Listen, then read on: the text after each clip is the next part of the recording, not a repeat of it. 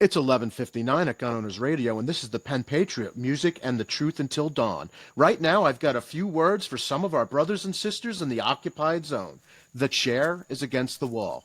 The chair is against the wall. John has a long mustache. John has a long mustache. It's 12 o'clock, Americans, and another day closer to victory. And for all of you out there on or behind American lines, this is your song. All right, welcome. We are Gun Owners Radio, and we make activism easy. Today is August the 3rd, 2025. Welcome, everybody, and thanks for listening to Gun Owners Radio. Gun Owners Radio is your weekly dose of real talk, real solutions, and a community that's fighting back right here in California. We bring you the stories, strategies, and insider info that helps you stay informed and make a difference. If you haven't subscribed to our YouTube channel yet, do it now. It's free, it helps the cause, and it keeps you in the fight. Remember, together we win. Gun Owners Radio comes to you from a studio at Discount Gun Mart, so be sure to check them out and thank them. Also, go to our website at gunownersradio.com and sign up to get our emails so you know what's happening in the Second Amendment community. Now it's time for our Gun Truth of the Week. Gun Truth of the Week. Okay, every week we find a gun truth, a fact or factoid or something interesting about the Second Amendment, about gun ownership that you're not going to find on the news. They're not going to report it to you, but we are here. This week's, I should say, Gun Truth of the Week is, according to studies of CDC and FBI statistics, despite the fact that civilians are 85% more likely to use a firearm for defense than to be murdered by one, only 2.07 million civilians regularly carry a firearm for defense. And for those who have had to use a firearm for self-defense, the average distance in a defensive gun use shooting is only 3 yards. So let's look at this at the local level. Indiana passed a stand your ground law in 2006 and permitless carry legislation in 2022. So in 06, stand your ground, 2022, permitless carry in Indiana, right? In January of 2024, 14 of the 18 homicide investigations involved self-defense. From a domestic violence incident to a home break-in, over 3/4 of all deaths in Indianapolis, Indiana, that month involved some type of self-defense claim. If you want fewer victims, make it easier for civilians to own, train, and carry. And like we always say, get a gun, get training, get a permit, and carry everywhere you go. And that is your gun truth of the week. What do you guys think about the gun truth of the week this week? Once again, I agree completely. Yeah.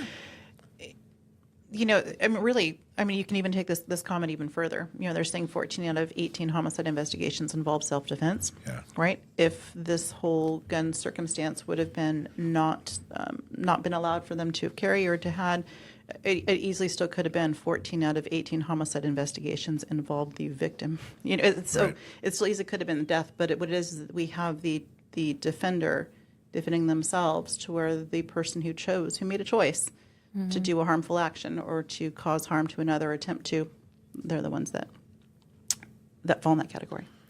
Well, and I think like statistically, we see that folks on the other side of the gun debate would use those 14 homicide investigations and lump them in with all of the other gun violence statistics to show how bad gun use is. But when you really dive deeper into those statistics of how many people are being shot every year, and you take out, things like suicide and self-defense use of a firearm, you really are left with just the amount of gun violence that can't be solved with laws. There's no law that you're going to change that's going to make a criminal not use a gun to shoot somebody, right? So when we actually look at that number, that's kind of telling us what's left over for self-defenders to change. If we had more concealed carry permits, we had more people using firearms for self-defense, I think we would actually see a similar number of homicide investigations, but more of them would be self-defense and innocent people living. and there would be less, victims of violent crime that deserved to survive that encounter. You know what I mean? I do. And I don't think that gun ownership and carrying a gun, I don't think its strong point is crime prevention. I think that there is a place for crime prevention. I think that criminals, like you say, are going to, do criminal things. That's why they're criminals. Right. I do think the strength of carrying a firearm, being trained and carrying a firearm and owning a firearm, of course, to carry, is that a person who is about to become or has become the victim of a crime, having a firearm and being prepared is going to lessen the severity of them of whatever victim they are. Yeah. So if someone decides, hey, I'm gonna commit a crime, gun ownership isn't going to stop that decision. Maybe in some situations it might, maybe it'll give somebody pause. But the real strength is when that person decides I'm going to commit a crime, no matter what laws are in place or not, your gun is going to help you effectively defend against that criminal so that that crime is maybe a threat rather than a murder, because you're able to defend yourself. So, Yeah, you're still the victim of some sort of violence, whether it's just, maybe it stops at aggravated assault or something because it can't go all the way to the murder piece of it. But that person still, if these are being sought out as self-defense cases and they actually turn out to be self-defense cases, that means that person was in fear of death or grave bodily injury. Right. And what an awesome honor and privilege in all of this that we have, that we can actually defend our lives against bad guys without the fear of going to prison in these cases, that we have good self-defense laws that allow that. There's some places that actually don't let you defend yourself. Like Australia has crazy laws about not being able to save your own life in an attack. It's insane. It is insane. So amen to that. Welcome, everybody. This is the first time we've been in the same room at the same time for like a month. I know. Yeah, welcome back. So we have a different background now. I think it looks better. I think it looks awesome. I like my cool Gun Owners Radio thing that Rich got us. That's awesome. And and then you had a little construction. You finally have a bathroom in your house. Is that what I'm going to understand? Oh, yeah. Am I allowed to bring that up? Yeah, you can bring that up. That's fine. You look so happy that you have a bathroom in your house. I am so happy. Yeah, it's not quite done, but it's getting there, and it's very nice. For 7 months, almost 8 months, I have not had a sink and a toilet in the same room of my house. That's overrated. Both those in the same room? Both those in the same room are pretty nice to have, actually. It's pretty great. We worked a lot this weekend and this last weekend, and then this one as well. So as soon as I get home after this, I'm going to be working on hanging some towel racks and all sorts of fun stuff. I seriously can't believe that you guys are doing all that work and how good it is turning out. That is amazing. Thanks. I was watching. I can't do any of that. I don't do anything myself. I've learned long ago. The other thing I'm impressed with, Alicia, is like I'll follow her on her Facebook and I'll kind of breeze through her posts, her videos, and she'll have like 3 or 4 in a row. Like, she'd like, well, woke up and did this, and then we did this, and now we're playing golf, and now we're doing that. Like any one of the things that she did that day would be the thing I did that day. Meanwhile, yeah, she like went to the range and then worked on her house and drywall and everything, and then they went and played golf. And I'm like, oh God, that's not. You haven't even had dinner yet. Like I would have taken a nap 4 times by the time. Anyway. Every day is action packed. I have a list of like 12 things I need to do today, and this is just the second. All right, well, awesome job.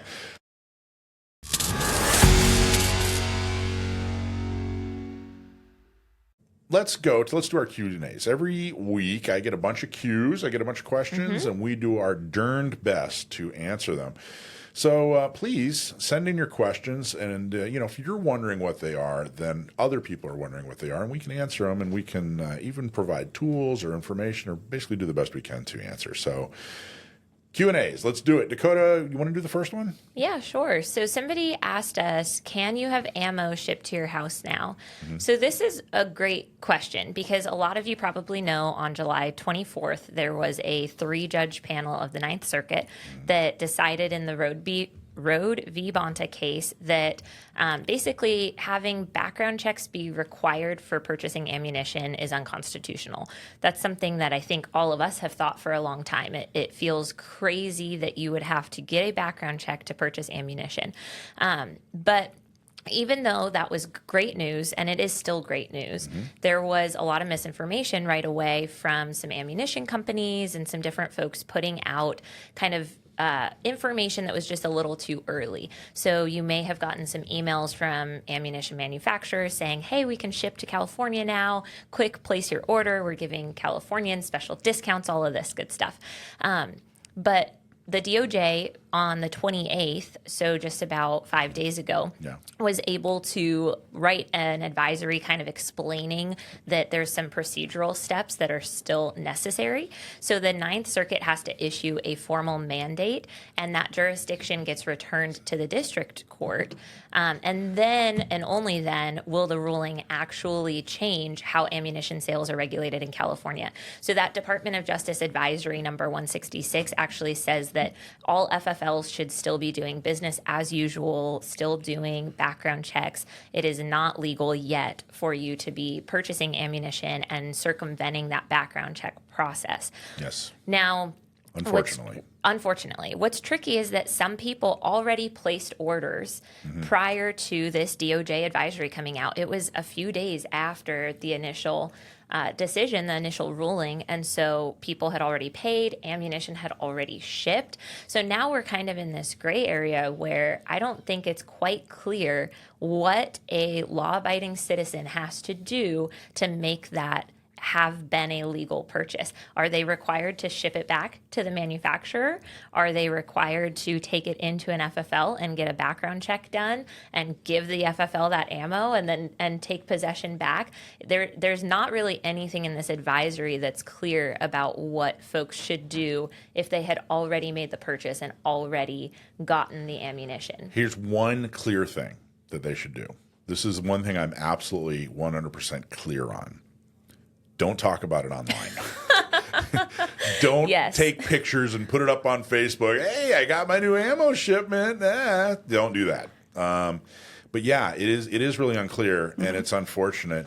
And I just wanted to put something in layman terms real quick. And there's going to be a bunch of people out there that are going to be like, well, that's not exactly right, Mike. But let me just try to explain in a very layman way. Because I was seeing in the comment section, people are like, typical Ninth Circuit, they're going to screw us every time. So there is a procedure, and this procedure happens every single time. The appellate court. This is very layman, okay? So you're going to have a problem if you're really smart and knowledgeable. You're going to have a problem with my terminology. But for folks, for Joe Lunchbox and Jane Lunchbox out there to understand, the Ninth Circuit Court of Appeals, they don't actually do anything.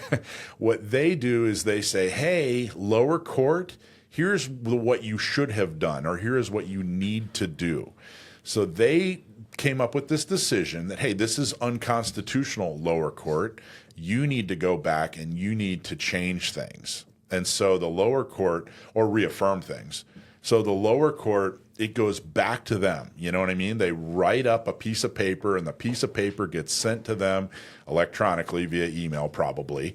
But the point is the lower court has to receive it, and there's a whole process that takes some time. So there wasn't the governor, jumping in and saying, we're going to disrupt this. He's a jerk. We don't like him. He's anti-gun. Totally legit. You're right. But this is just how the process works. And from here, the court could say, hey, we're going to put this in front of an 11-judge panel. The state could demand an 11-judge panel. The court could say, hey, even though you're demanding it, we're not going to do it. It could stand. A lot of things could happen, but I just cringe when I see the conspiracy theories and the people that are like, oh my gosh, everything is against this. Nothing ever goes right. Oh, I'm Eeyore. Be patient. Like we've said a million times, lawsuits take a lot of time and a lot of money. This was a huge step forward, and it's a huge positive step for gun owners in California. So, and the whole Ninth Circuit. Yeah, and I think what maybe the term is remand. I think that's the term from when it's going back to the lower court. What I noticed when I read that original opinion from the Ninth Circuit is that it wasn't clear, like there was no language at the end of it that was saying this is a mandate to the lower court. There was no like time frame. It wasn't like you have 5 days to, and so I think a lesson for all of us here is that when we hear good news, let's go to the actual source of the lawsuit, because I think that attorney's team, what's the word? Plaintiffs, right? The plaintiffs' attorneys, they're the most familiar with this case. Yep. They know exactly what they were arguing. They understand the decision that was made. I think a lot of people just see this opinion be positive, and then, blog posts started getting churned out and people started talking about it. But maybe just take a beat, go to the plaintiffs, whether they have social media or they have a website, you can go to get the most up-to-date information and hear from that attorney team what they think. Because right away, I believe it was CRPA was saying, we don't know what this means yet. And they came out with that immediately. So if their attorneys, the ones who are the most knowledgeable about this case, don't even know what it means yet, then I think everybody should just kind of take a minute, let's see what the attorneys say and kind of go from there. Because I think in this case, it's unlikely that anyone's going to be getting prosecuted for this couple of days of gray area. But I think that there's potential in the future and other lawsuits where people could make a choice too soon and end up getting prosecuted for it when they think it's completely legal. So don't rely on, news articles and social media. This is your life, your potential jail time, your potential, criminal history, right? So just be really mindful of what you're doing and make sure you're getting your information from the source. Or don't, do your thing, but just know there are consequences. And unless you got a big bucket of money and your best buddy is a really good attorney, it might go sideways for you. This is also a good opportunity to pitch and promote. If you go to sdcgo.org/lawsuits, we actually have a guide that goes over some of the terminology, because I know people are super focused on lawsuits. So if you go to the guide right there, it says download the guide, and it'll show you some of the legal terms in plain terms, so that you can better understand what's going on with the lawsuit. But I just wanted to pitch that for a second. Let's go on to our next question. Excellent job, Dakota. Advisory 166. Isn't that? It's very Star Wars sounding, right? It is. Advisory 166. Okay, somebody called or wrote in and actually got this a couple times. I think they were mad at what's going on with the Rhodey case, and they were like, "Hey, why can't we buy ammo? California's trying to screw us." And there was a lot of, "Hey, we need to protest in March." A lot of people, and that about once a year, somebody gets fired up about something, and I get about 10 people saying, "Hey, how come we don't protest in March?" We don't protest in March because it is woefully ineffective. Nothing has ever been solved by a protest or a march. In fact, the only example I can think of is when a march actually resulted in the change of some kind of public policy was Selma back in the 60s. And what happened is a bunch of people, but especially a bunch of Black Americans, walked in Selma and were attacked by some local cops, just basically for walking, for being. It was a civil rights march, and they were brutally attacked. And that was one of the first times that there was TV coverage of that kind of thing. And when other Americans saw what was going on, it definitely helped paint, or change public policy. And that resulted in the Civil Rights Act. Granted, that worked, but I can't think of another example. In fact, I can think of many other examples that have resulted in either nothing or negative consequences, negative, optics. So we don't do that. One thing we do is, and have done in the past, are press conferences. Now imagine you say, "Hey, why don't we do a march or a protest?" And you tell me, "I think we can get 40, 50 people there." All right, that's a failure. 50 people in a march, hell, 100 people in a march is a failure, and you'll be made fun of, and it won't be effective, and nothing will get done. But imagine, what if you have 100 people at a press conference, and now press shows up and does a coverage of what your speakers are saying. You have 100 people at a press conference just by changing the name from march, protest, whatever, to press conference. You've made it a success, and you've actually gotten your message into people's living rooms. And we've done that a number of times. We've done that on different initiatives that were anti-gun.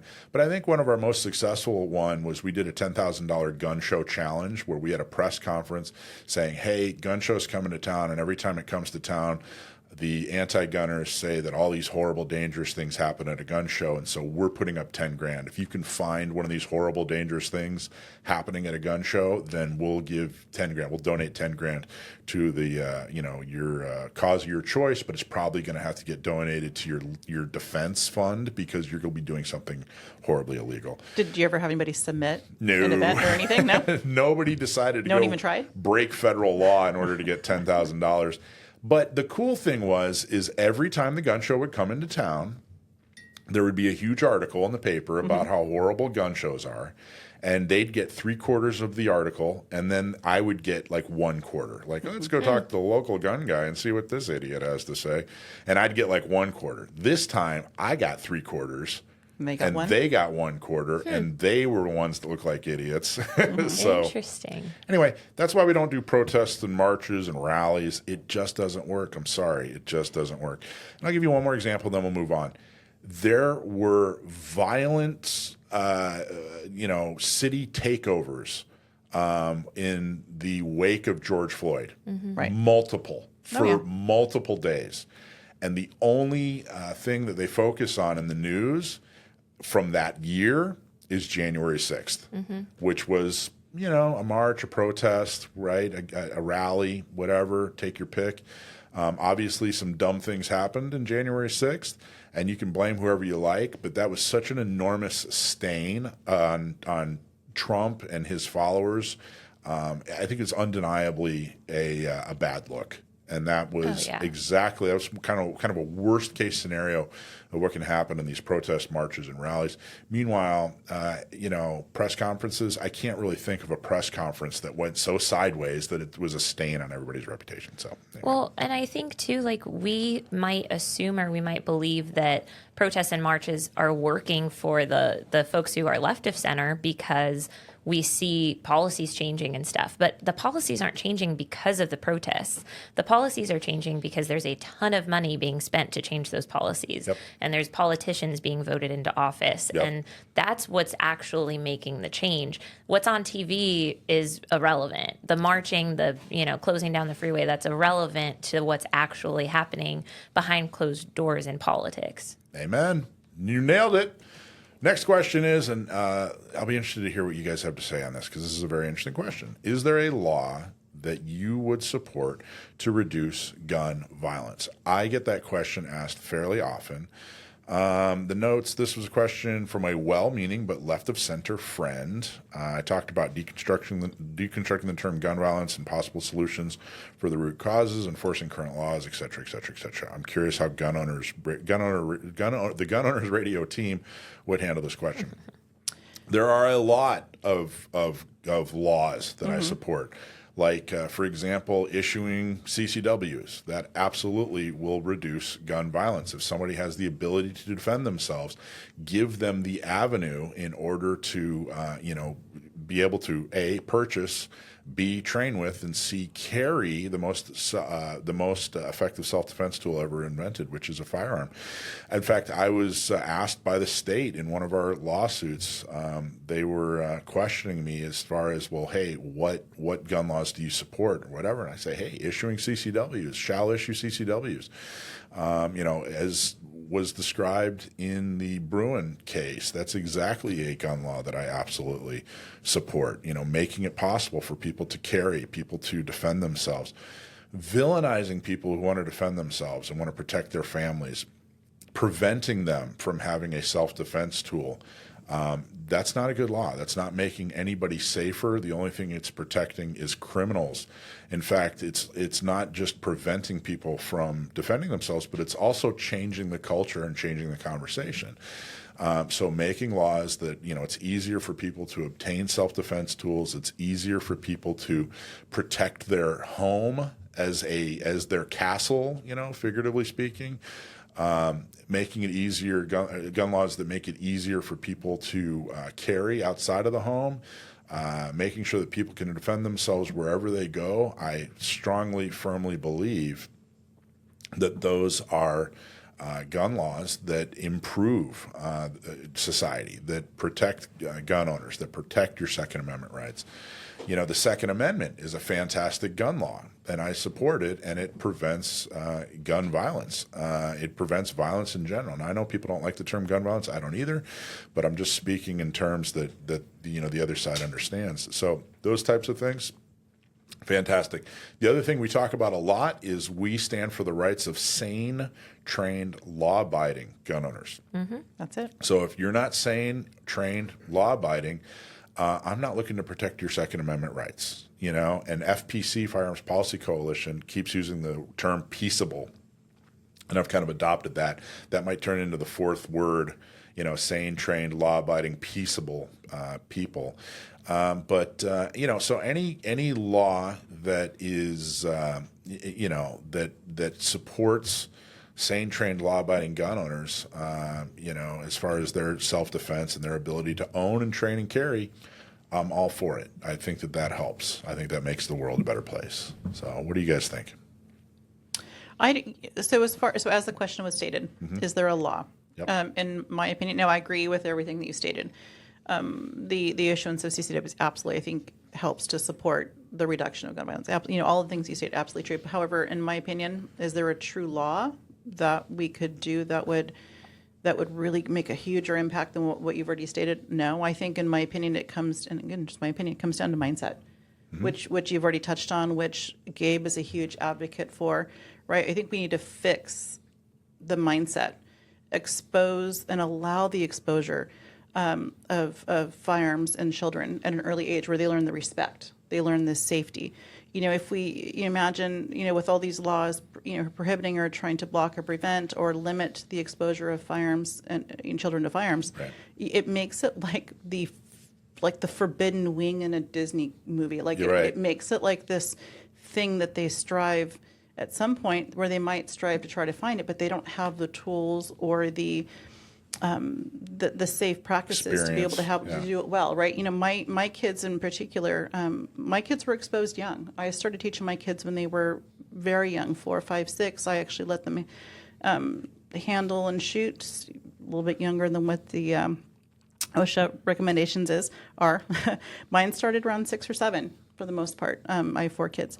They were exposed young. They learned respect for it. I think really, in my opinion, I think that right there is going to be where we can get the greatest reduction in gun violence, is teaching the respect. What about and the mindset? Sure. What about a law that says, hey, schools have to teach proficiency or something like that, or municipalities have to make material available for gun proficiencies so that when kids aren't afraid or kids aren't it isn't a mystery for kids or something like that. I think I like that in theory, but if you think about it, who's going to teach it? Who are they? Yeah, they're going to get the anti-gunners to teach it. That is a problem. I love the concept. Yeah. Like I will tell you, I grew up here in San Diego. Went to high school here in San Diego. I actually, all through high school, we did rifle marksmanship in the classroom. We had the old school classrooms with like the curtain. They turned one classroom into 2 by closing that curtain. Well, we opened that curtain and we had a range there in the classroom. And I think that was I don't know what year they stopped doing that, but I thought that was the most amazing, awesome thing ever. For me, that was my first exposure to firearms. Well, what they're really asking, what anti-gun law out there that exists or has been proposed would you agree with? That's really probably what they're asking. I don't think there is one. Well, I think it depends on what you think is going to reduce gun violence. I think this person thinks reduction in gun violence is going to require anti-Second Amendment legislation, Right. but I don't agree with that, and I have plenty of opinions on things that I think would help reduce gun violence. Nail it. What's one? Give us one. Give us a strong one. Oh man, putting me on the spot. How about a Let's reduction? talk about. Yeah. Oh, go ahead. I'll give you a moment to think. How about a reduction in the legislation and the laws on self-defense? Like make us not the not the Yeah. criminal in self-defense. I mean, that's not a pro law, but Well, I'll give you an let's example. open that up. I think we've got pretty decent self-defense laws as is. I think some of like the be better. transportation stuff and some of there's some things that are like gray areas even for concealed carriers that I think are jamming people up in the legal system for absolutely no reason. But I like the concept of it's your responsibility as a gun owner to make sure that your firearm is safely stored in a way that people can't steal it. So in California, there's laws that say that your gun safe in your vehicle has to be permanently affixed to the vehicle or your gun has to be stored in the trunk. I think that's actually a good law because people throw guns in glove boxes and center consoles underneath seats, no locks, no nothing. And I think it should be our responsibility if we're going to leave our vehicle, not be near it, not be, right there with it. If we're going to leave our vehicle with a gun inside, it's our responsibility as law-abiding gun owners to not let that get into the hands of criminals as much as is reasonable. Obviously, if a criminal is going to bring tools and saw off my driver's seat to get the safe that's Right. underneath it, like that's on them. But I do think some laws related to theft prevention are fine. I think they actually do help reduce gun violence because we know how many people get their Stolen guns. firearms from law-abiding citizens. But now, do you think that people, thinking this through, do you think that people lock their firearms up properly as stated because of the law or because their mindset is right and they know that it's stupid not to? I mean, do you think there's anybody that I think locks it only because of the law? Like if it wasn't Yeah. legislated, I think those people still would. And the people that don't now and ignore the law still wouldn't. I don't know that the law has made a huge impact. I think maybe that's giving people a little bit too much credit because there's a lot of gun owners who don't know anything about the law or guns at all. They go, they buy their first gun, Right. and the only information they're going to get, period, is from whatever that FFL says to them when they make the purchase because they're not going to go home and Google it. They're not going to look into the laws. A lot of people just walk in, do the paperwork, chat with the guy for a few minutes, come back 10 days later, and whatever knowledge they have when they leave that store is the knowledge they're going to have related to guns. So I do think in some ways, requiring the cable lock at purchase or requiring the affidavit of the safe, all of that is sort of encouraging those conversations, is forcing those people to understand safe storage to an extent. Now, whether or not they would be doing it anyway without the law, I think is super case by case. But we know lots of people. I mean, personally, I think we all know people who have gotten guns stolen out of vehicles. Like I know a few people who have gotten guns stolen out of cars. So, and to me, those are people that are like normal, good, smart, safe people, but just made a silly choice or didn't have the correct stuff with them. And they were unexpectedly like, oh, great, I've got to leave my gun in the car kind of things. But I think even smart people sometimes make bad choices when it comes to safe storage. So I don't know. I think the law does help. I tend to I don't like laws that tell you how to do something but give consequences for being irresponsible. So what does that mean? I don't like laws that say, hey, you have to store and I guess I'm not really weighing in on gun storage specifically, but as far as that fundamentally, I would prefer a law that said rather than you have to store it this particular way. Like here is the government approved box, and you have to store it in a government approved way. Rather than that, I would say that I would prefer a law that said, hey, if you are irresponsible and your gun falls into the wrong hands because you weren't making an effort to make sure it didn't fall into those hands, then there's some kind of consequence to those actions. The problem with that is then people aren't going to self-report stolen guns. So if I know there's a law that says if I wasn't smart when I stored my gun and then it got stolen, I'm not going to call the sheriff and say, hey, my gun got stolen, here's the serial number, right? So Well, but that is the same. That's the same as now, though. But even if they had like Well, so Well, you're right saying now we the got, law says you can't get in trouble. If your firearm is stolen and you report it stolen, you can't get in trouble for how it was stolen. That's Right. what the law says right now. well, That's I hear what you're saying, but I guess so. If they did prescribe away, they said, "Hey, this is the way in which." Well, I guess they do. So, all right, I see what you're saying. You know what I well, mean? and within the home, if you have it properly stored. Well, Yeah. okay. So I think in general, what we're saying is that Let's bring it back wrap it up around. here. Yeah. I think what we're saying is that the anti-gun laws that limit sane, trained, law-abiding, and peaceable people from obtaining a firearm, from getting training, from carrying it outside for self-defense. We don't believe that those gun laws are going to be helpful. They certainly aren't helpful to people that they're preventing from exercising their right to self-defense. We do think that there are laws that would provide resources and avenues for people to provide self-defense for themselves and defense for other people, and we're big supporters of those. But I think that it's going to require a big cultural change in order for people to see it that way. So, Yeah, I think one thing that we didn't really touch on is minimum sentencing. We know for sure that gun violence would be reduced if criminals were in jail instead of out and about on our streets hurting That'd be better. people. That's preferred. Right? So there's laws on the books that are minimum sentences for all sorts of things, including, felon in possession of a firearm, stuff like that. But the minimums are pretty light, pretty soft. I mean, we know that if you're a felon and you have a gun and you use it in a violent crime, you're probably likely to do it again. Like statistically speaking, you're very likely to commit another violent crime with a firearm in the future. So maybe the laws I would support more than things that are actually impacting the law-abiding folks is the laws that are, impacting the folks The who are criminals. already breaking it. there Yeah. you go. Okay. Yeah. All right, let's go on to something slightly less controversial. This person wants to know about SIGs. Oh my God. So we've talked a lot about SIGs. SIG is all over the internet, and I got to tell you, it seems to be developing By the minute. by the minute. So I think that this question is going to be better answered in our lawsuits and legal update segment. So let's start that instead. Let's do our legal update.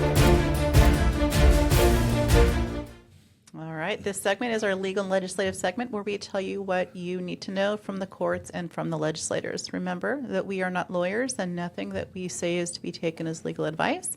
Our sponsor, John Dillon, is a lawyer, and he has been helping to fight those gun violence restraining orders, GVROs, and more.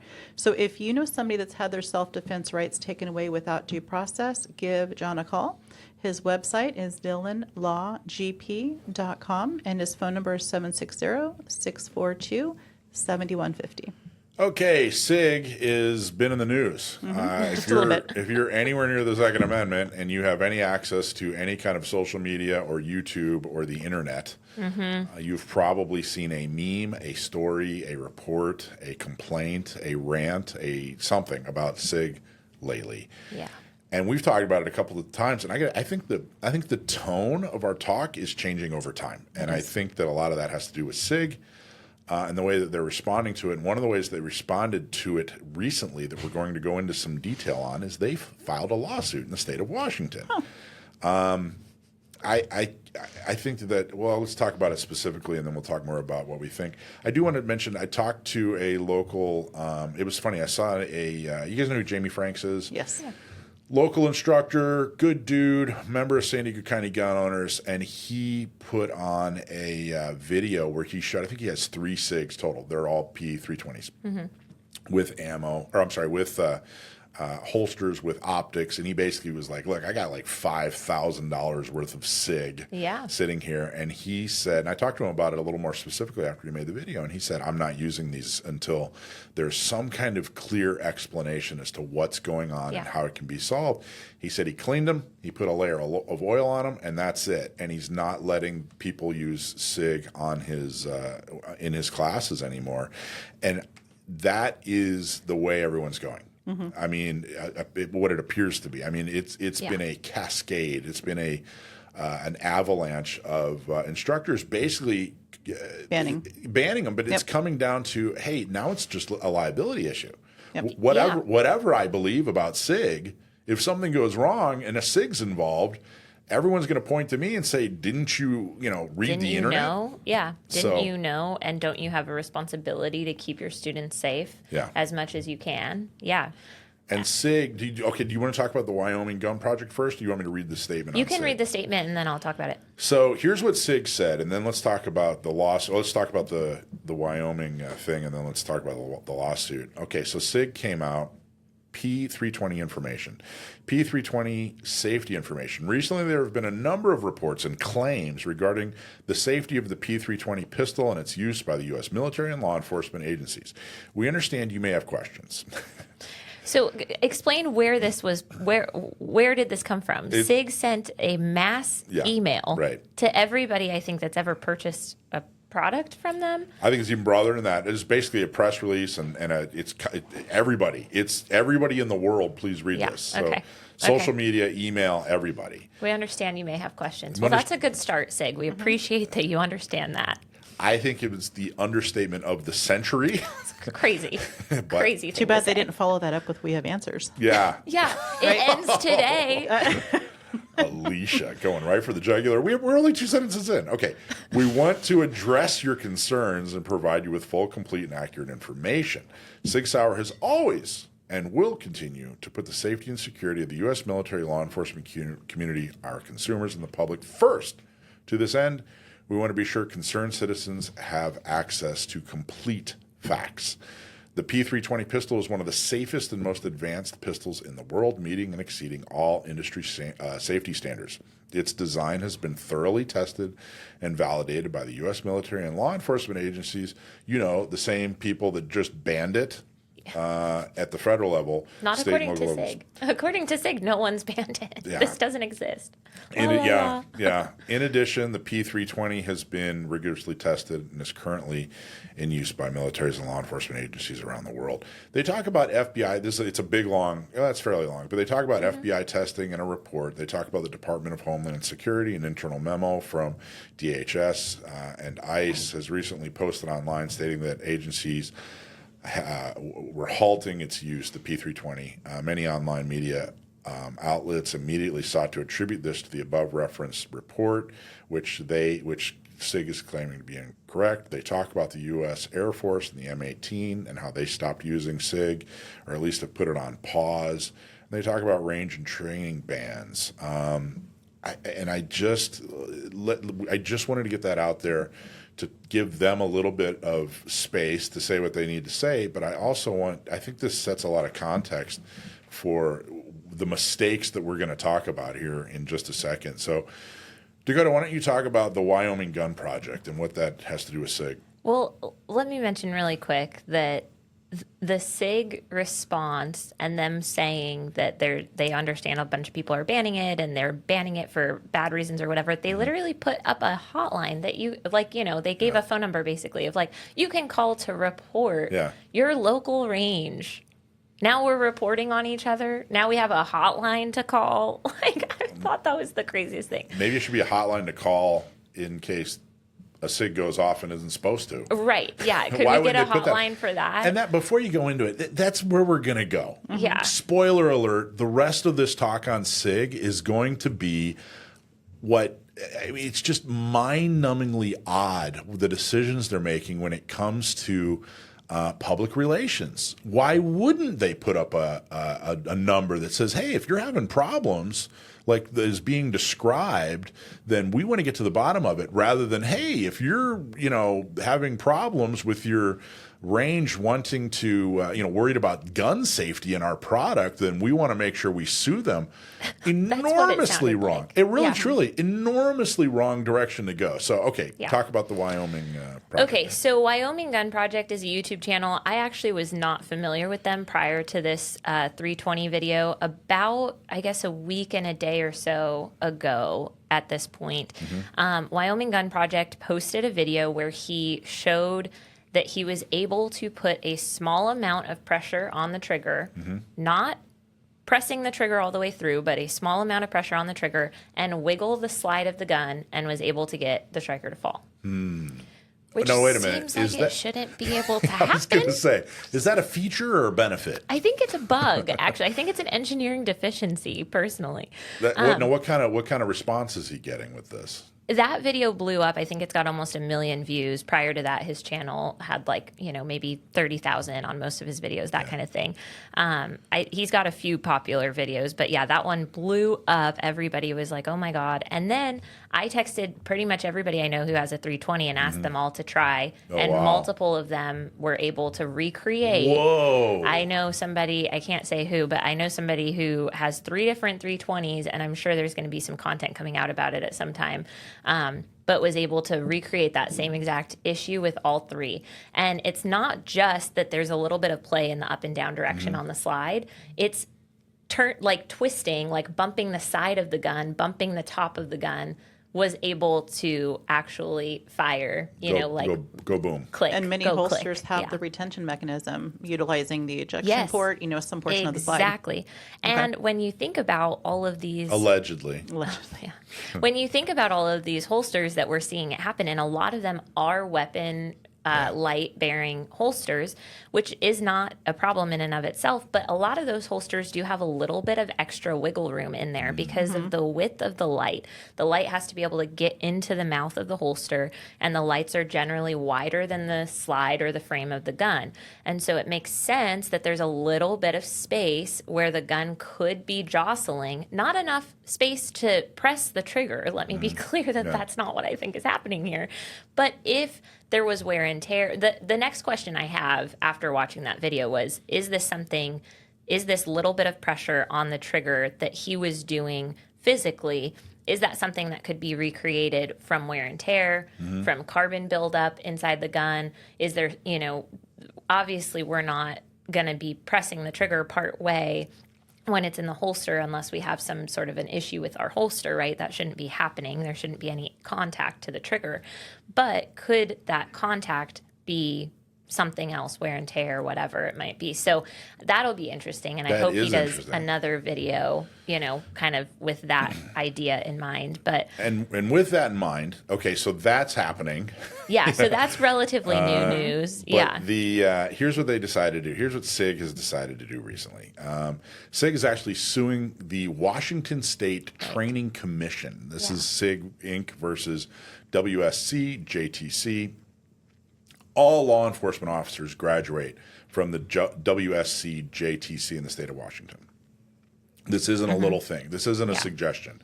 This is a big deal. For those who aren't familiar with law enforcement, don't live in Washington, this is a big deal. You have to go through this. You have to graduate with this, at least at some point. So in effect, what this does is this stops law enforcement in Washington from using a SIG P320. So if you have to go to this school and this school is saying, hey, no SIG P320s, then basically it's stopping all law enforcement in the state of Washington from using a SIG P320. It's kind of a, end around or a, de facto ban on SIG P320s for law enforcement. Yeah. So SIG Sauer filed a lawsuit in July 2025, against the Washington State Criminal Justice Training Commission, which is the WSC JTC, to reverse its ban on training with the P320, which is the M17, M18 pistol or version of it. The WSC JTC had prohibited these firearms after a recruit claimed a P320 discharged during a draw despite no trigger pull, prompting safety concerns and an internal review. So they actually had at least an alleged incident happen. They didn't just read headlines and decide to overreact. Something happened and they decided, hey, we need to figure this out. So SIG Sauer, what are they actually arguing? Well, they argue that the ban is based on inaccurate or incomplete information, it lacks evidentiary support, and unfairly harms law enforcement agencies and recruits that rely on the P320 platform. I thought that part, that it harms law enforcement agents and agencies, is the most arrogant thing I've ever heard someone claim in a lawsuit, that, hey, if you don't allow these people to use our product, they're in danger. There's nothing else out there that could possibly fill their need for self-defense other than our sacred, holy SIG P320 platform. Notice they went after the state of Washington. They didn't go after the Air Force.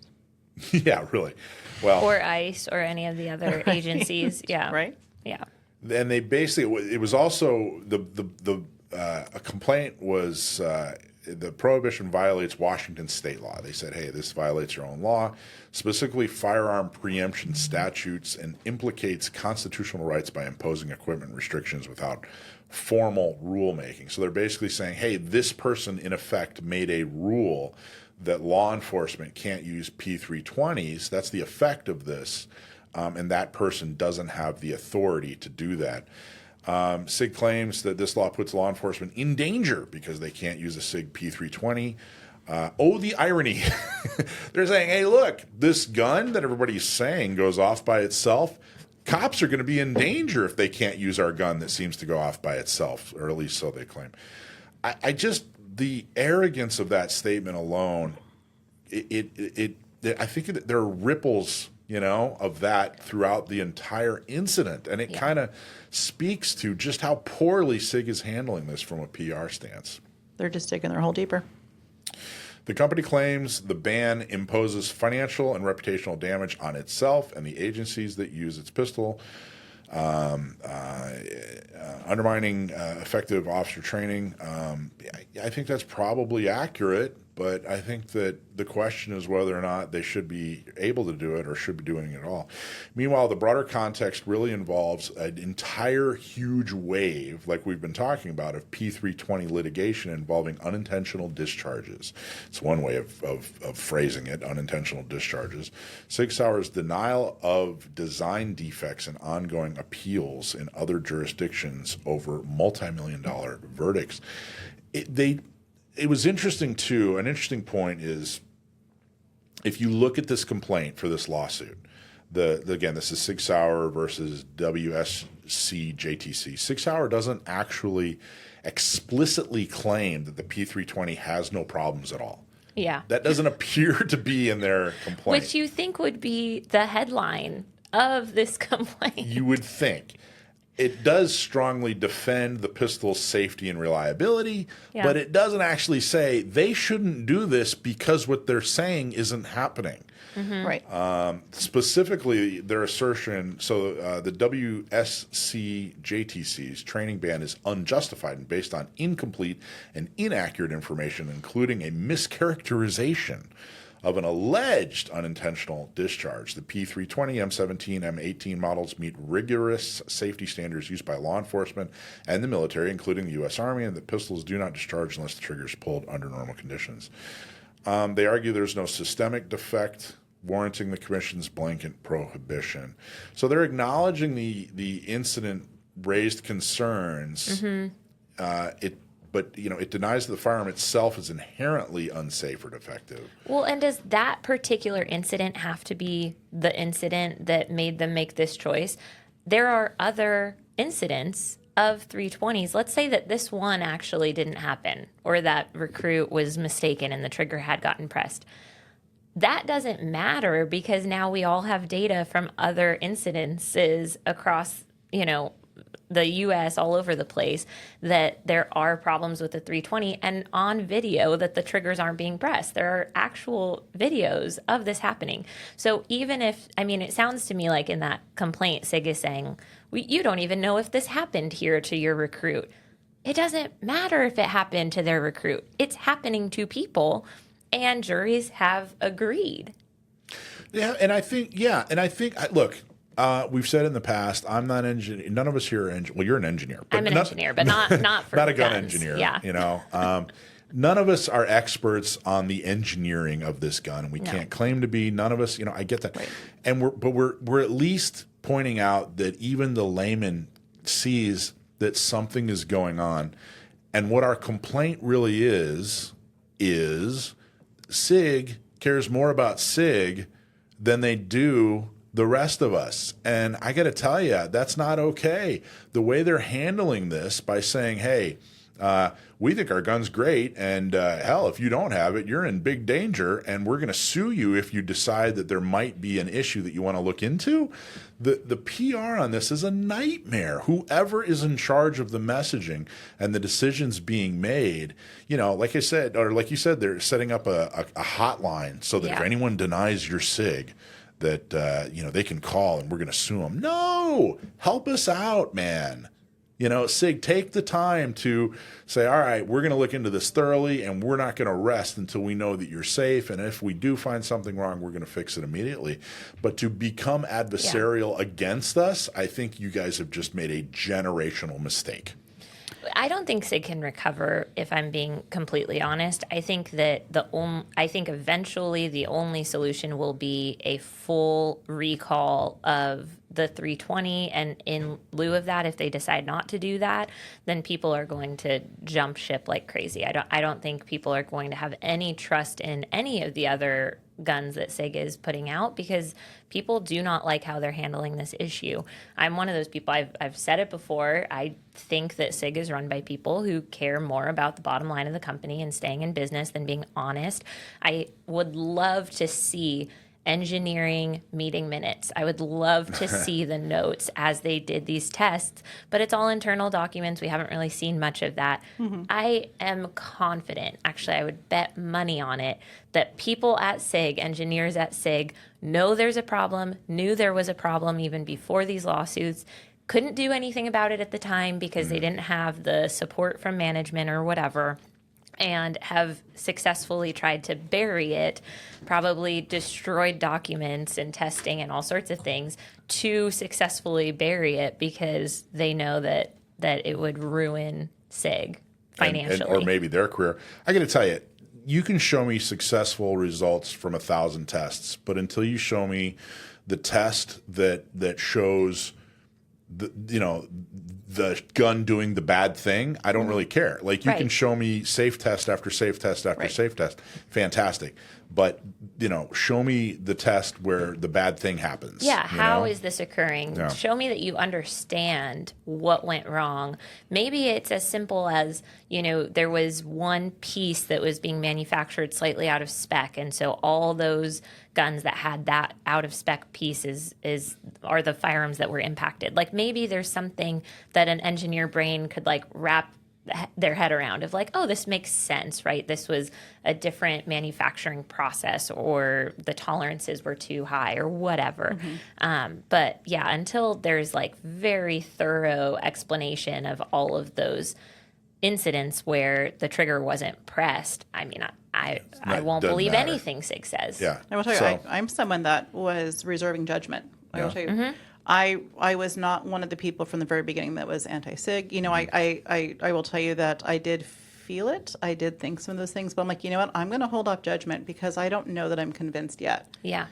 I'm on the other side now. I'm convinced. And I will tell you, I just looked up, going to this lawsuit that they filed, I looked up the penal, I'm assuming it's a penal code, for the state of Washington that they are referencing. It's kind of interesting. It comes from RCW 9.41.290 if you would like to follow along or look it up. Okay. The state of Washington hereby fully occupies and preempts the entire field of firearms regulation within the boundaries of the state, including the registration, licensing, possession, purchase, sale, acquisition, transfer, discharge, and transportation of firearms, or any other element thereof. Okay. Now, where the issue is, let me continue on before we talk about the issue. The next sentence, next line: cities, towns, and counties or other municipalities may enact only those laws and ordinances relating to firearms that are specifically authorized by the state. So what I'm wondering is the issue within their lawsuit, are they claiming that because it was this training organization and not the state? So what does that mean? Oh, that just means Washington now needs to step up. Well, and that's the solution, right? That is the solution. Right. And that's not even proving anything positive about the 320 at all. It's just oh, you broke your own little silly law. Okay, so what? It looks like they're forcing the hand of Washington State. Now, the politics of Washington, who knows? Would they go that far? Yeah, I mean, really, who knows? It seems like this is a poor way for SIG to respond. What they're doing is they're forcing the hand of Washington State. All right. Go ahead. Okay, I also Go ahead. have something that's like hot off the press I want Go to for say. it. So, Fire it up. but let me respond to that a little bit first. So the whole thing about the laws and the whether or not Washington State's going to ban it, I think because SIG is suing people, a lot of agencies are going to get a little nervous because they're going to want to see how some of these lawsuits play out. Just like influencers and people that I know in the industry who were talking bad about the 320 that got that letter that was basically a cease and desist, they stopped talking about the 320 because they were scared. Right. But I think that SIG does not have enough attorneys to sue everybody. So that's my official thought on that. What's hot off the press? Hot off the press, 6 minutes ago, as of when we're having this conversation, an article was posted. Somebody just texted me this link, and this is crazy. New Hampshire union leader posted in their courts section on their website, jury finds SIG P320 defectively designed in a Cambridge police lawsuit. A Cambridge police officer and his legal team convinced a federal jury that the 320 was defectively designed and caused him injury when it unintentionally discharged while on duty. But he won't receive the damages he sought in the case. This last name, I'm going to butcher it, DeRosier won't enough. receive any actual compensatory and punitive damages after the jury sided with SIG that the officer voluntarily and unreasonably used the 320 pistol knowing it was defective and dangerous. SIG argued this. This is in the verdict form. And then his attorney team was saying, we're disappointed he won't be getting any damages, but we are happy that a jury now for the third straight time has found the 320 defectively designed, and those defects are what caused Officer DeRosier's injuries. Goodness. Okay, listen. We've had SIG on in the past, and we've invited SIG on to come talk about this, and we understand there are certain things they probably can't talk about, like ongoing, lawsuits, that sort of thing. There's got to be something you can talk about, and we're inviting you publicly, although we've invited you privately to come on and talk. You got to come and talk about this because this has gotten so ridiculous, and the reason it's gotten so ridiculous is your fault, SIG. It's your messaging and your lack of messaging, and frankly. The idea that you're going to attack people for wanting to be safe or have concerns about the safety of your product is just absolutely asinine. So we're asking you to come on and talk. I'd love to give you a platform to have a fair and balanced conversation. But so far, you guys are failing miserably. And, this is not going to be forgotten, I got to tell you. The gun community has a nice, long memory. And I said it last week. I really firmly believe that I'm going to, for the rest of my days on this green earth, SIG is going to have to convince people that SIG is safe, not just the P320, but all their products. Okay, so that's our legislative update. Want to see our other lawsuits, go to sdcgo.org/lawsuits or go to orangecountygunowners.com/lawsuits or inlandempiregunowners.com/lawsuits. That is our legal and legislative segment. All right, those are the bills and lawsuits, so now you know. But what can you do about it? Let's get to our deployment segment to find out. Let's go real quick on this. So last call for the Mayoral Summer Summit. This is August 6th, so it's just a few days left. You're going to get to meet 4 mayors, the mayor of Carlsbad, the mayor of Vista, the mayor of Escondido, and the mayor of El Cajon. You're going to be in a room with some great food with other pro-Second Amendment folks. We need you to show up. If not many people show up, that definitely sends a huge message on how much people care about their Second Amendment rights. But this is going to be a fun, informative time. USCCA is going to be there. Gun Owners Radio is going to be there. San Diego County Gun Owners is going to be there, and a lot of people are going to be there. The only people left to buy tickets are you. So go to sdcgo.org, buy tickets today. That's our Mayoral Summer Summit, August 6th. At 6 p.m. at Elijah's Banquet. Buy in advance. Tabletop Shooting Socials. If you're wondering what to do, how you can help move the ball forward, go to SanDiegoCountyGunOwners.com/volunteer. We have opportunities for you to work tables or help us with shooting socials. We talk about this all the time. If you want to get more involved, we'll show you how. We'll give you meaningful ways to get involved, teach people how to shoot, and make sure that they are involved in the Second Amendment fight. Alicia, why don't you talk about the Prepared Protector First Aid for Gun Owners class? Absolutely. So we have this class coming up August 23rd. It is, as you stated, the Prepared Protector First Aid. Now, you think about it. You conceal carry, right, just in case we have an incident, just in case I'm ever the victim of something, just in case my life is ever at risk. Well, think about it. if any of the circumstances come up, you never know, you might be hurt or injured. And even if it's not a self-defense, you never know when you or I or anyone could fall victim or become injured or wounded, right? This is teaching you the skills that you need to save your life beyond that initial encounter, car accident, whatever it may be. It's skills, right? It's beyond just your simple Red Cross first aid course, right? This is teaching you how to use that trauma kit. You know, first of all, you get the kit, right? So it's included as part of your fee. You get the kit, you learn how to use it, have confidence that you could not only potentially save your life or someone else. It's important. You need to know and have the skills, because there's nothing worse than that feeling of not knowing what to do, right? I could have helped, but I didn't know what to do. You don't want to be that. So aside from getting protected from the first aid perspective, we've also got a class that is about the concealed carry and shooting perspective. So Masad Ayoub's returning here in September, September 4th and 5th. There's going to be live fire out in Alpine, and then September 6th and 7th, it'll be at a classroom here in Mira Mesa. We want to thank our friend Aaron Putroff at Living Legacy for hosting the classroom training again. The live fire class is $620 and the classroom is $500. There's also going to be a welcome dinner if you want to meet Masad Ayoub and say hello. That will be on September 3rd. Get your tickets now.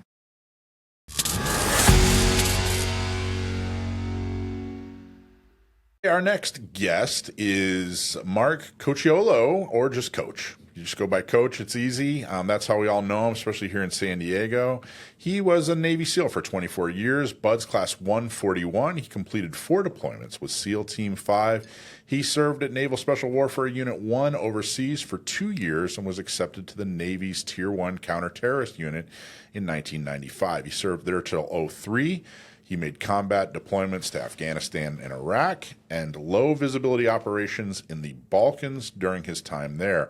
In 2007, Coach transferred to Basic Underwater Demolition SEAL Training, or BUDS, as the Land Warfare Training Officer until he retired in 2010. For the next 13 years, he was the contract weapons instructor at BUDS, and he's now the Academy Director for Smith and Wesson. Welcome to the show, man. How you doing? Hey, thanks, man. That's a hell of an intro. Well, it's a hell of a life you've lived.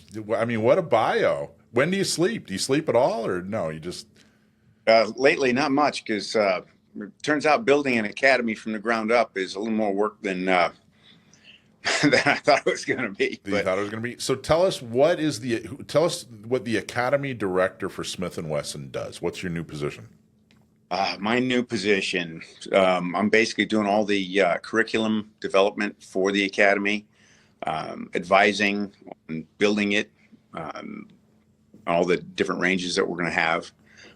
And then initially we'll be teaching law enforcement, and then we'll branch out to civilians and host competitions and all that. And so my job is basically just to keep the curriculum good, right, and be the face of this thing. So that's why I'm here doing this interviews and stuff. So Smith and Wesson had no academy, and now they're opening this academy, and you're developing the curriculum and putting everything together before.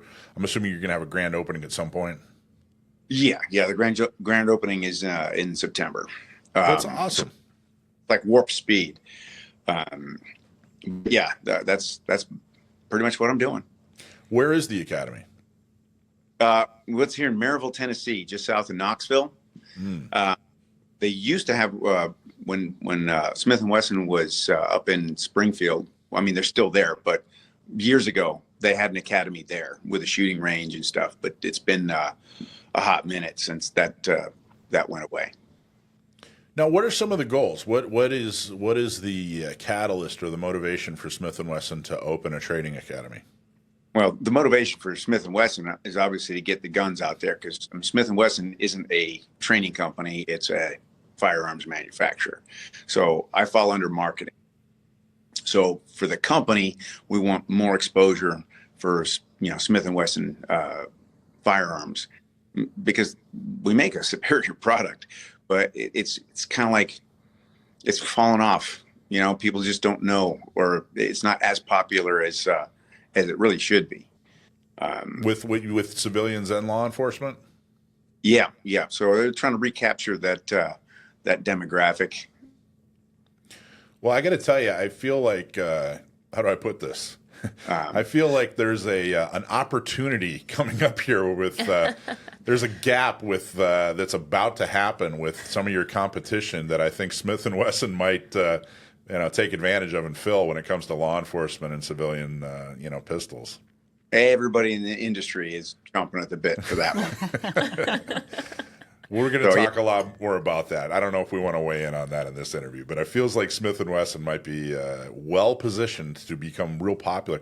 Now, talk about like what is one of their products? What's a Smith and Wesson product that you think more civilians, more law enforcement should be paying attention to and buying? Okay, well, there's a lot of different stuff in the catalog. I suggest a J-frame in 32 H&R Magnum. We have the ultimate carry. Gives you 6 shots of 32 Magnum. You can shoot 32 longs or 32 shorts in it, so you can go training with cheap, light recoiling ammo, and then put in your Magnums for self-defense.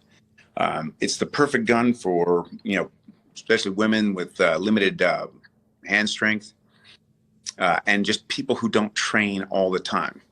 Because if you have a auto pistol, if you get a click instead of a bang, there's a function you have to do. You have to do an immediate action drill in order to get that thing shooting again, right? And that has to be automatic, so you have to train it. Well, if you're not willing to or not able to put in the time to train, a revolver works really, really good because you just squeeze the trigger again. So if you get a light strike or whatever, you just squeeze that trigger again and you've got 6 tries.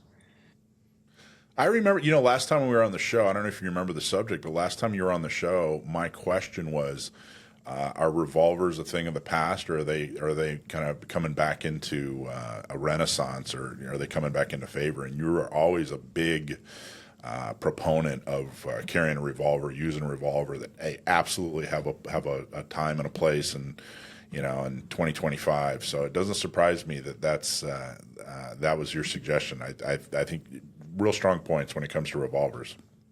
Yeah, that's the first one I go to because it just makes most sense for most people who don't train, or don't have the time to train. You want to upgrade, come up one from that, the Shield series. We've got the original Shields were a single stack, and then you had the Shield Plus, which is a double stack. You get 13, 15 round mags, and it's still a small package. And now we're just coming out with the Shield Plus, which has a few other features, and it has a rail so you can put whatever light you want on it. And the Shield became real popular here in California. Part of the reason is because it got on the roster kind of at the last minute, which was it made it one of the very few true carry guns that was able to make it onto the roster before everything went sideways. So a lot of people really, really liked the Shield out here in California, which makes sense. But just a little bit more history there.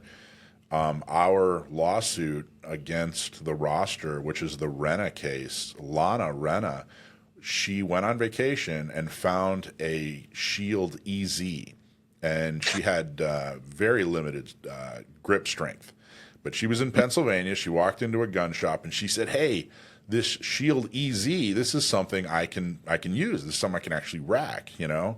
I forget what her condition was, but she has some kind of physical condition where her grip strength is very, very limited. So she came back to California, and she was a neighbor of mine and said, "Hey, where do I get this Shield EZ?" And I said, "I got bad news for you. You can't get it in California." And that started our lawsuit. And then there was, of course, another lawsuit, and we gained momentum, and the microstamping is on hold, and now you can get an EZ here, right, Dakota? No. You can get anything that's off roster as long as it's used. So if you can find somebody who has one who's selling it secondhand, you can purchase it that way. But it's not on the roster. Yeah. It's not on the roster yet. It's not from a dealer. So it's not one of the ones yet. Right. Okay.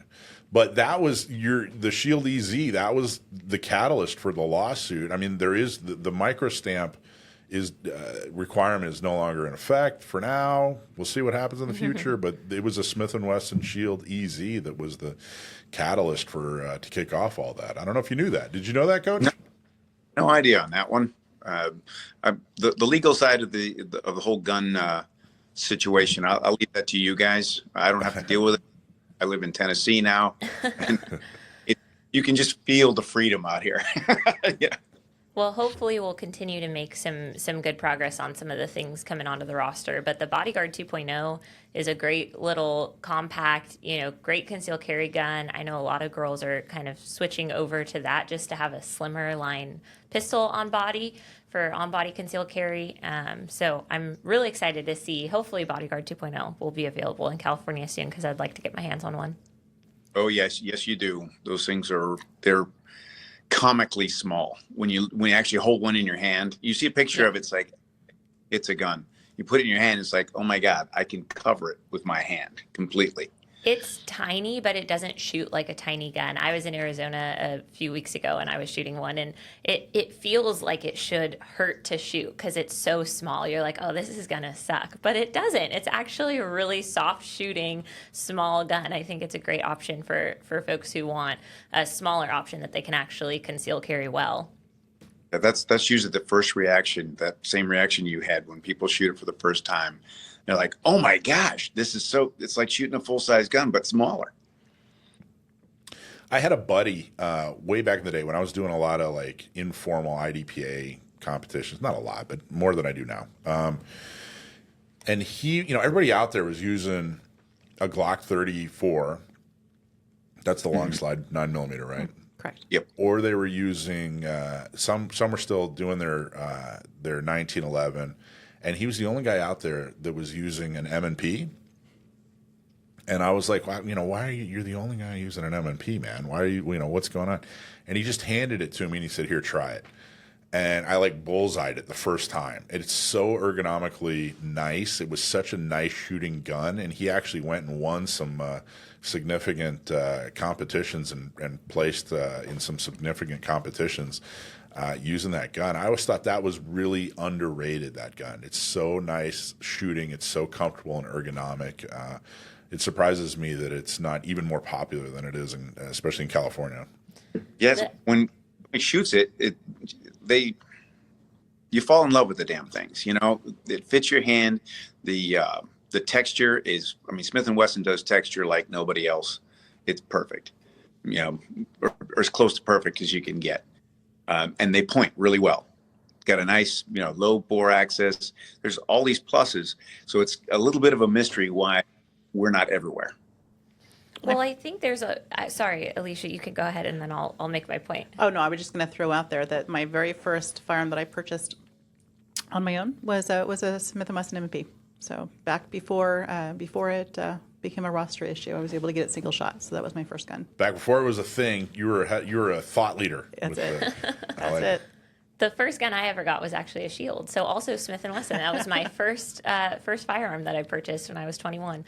I was going to say that the M&P Performance Center line is so good, and I'm seeing a lot of really great competitive shooters, USPSA shooters, competing on that platform, but you just don't hear about it very much, and you don't see the logo around very much. So I think it's an interesting thing where we've got all these really high-level shooters using them and winning nationals and placing very well at competitive events, but we're still not hearing the name Smith & Wesson in relationship to competitive shooting colloquially like we do for some of the other competition guns.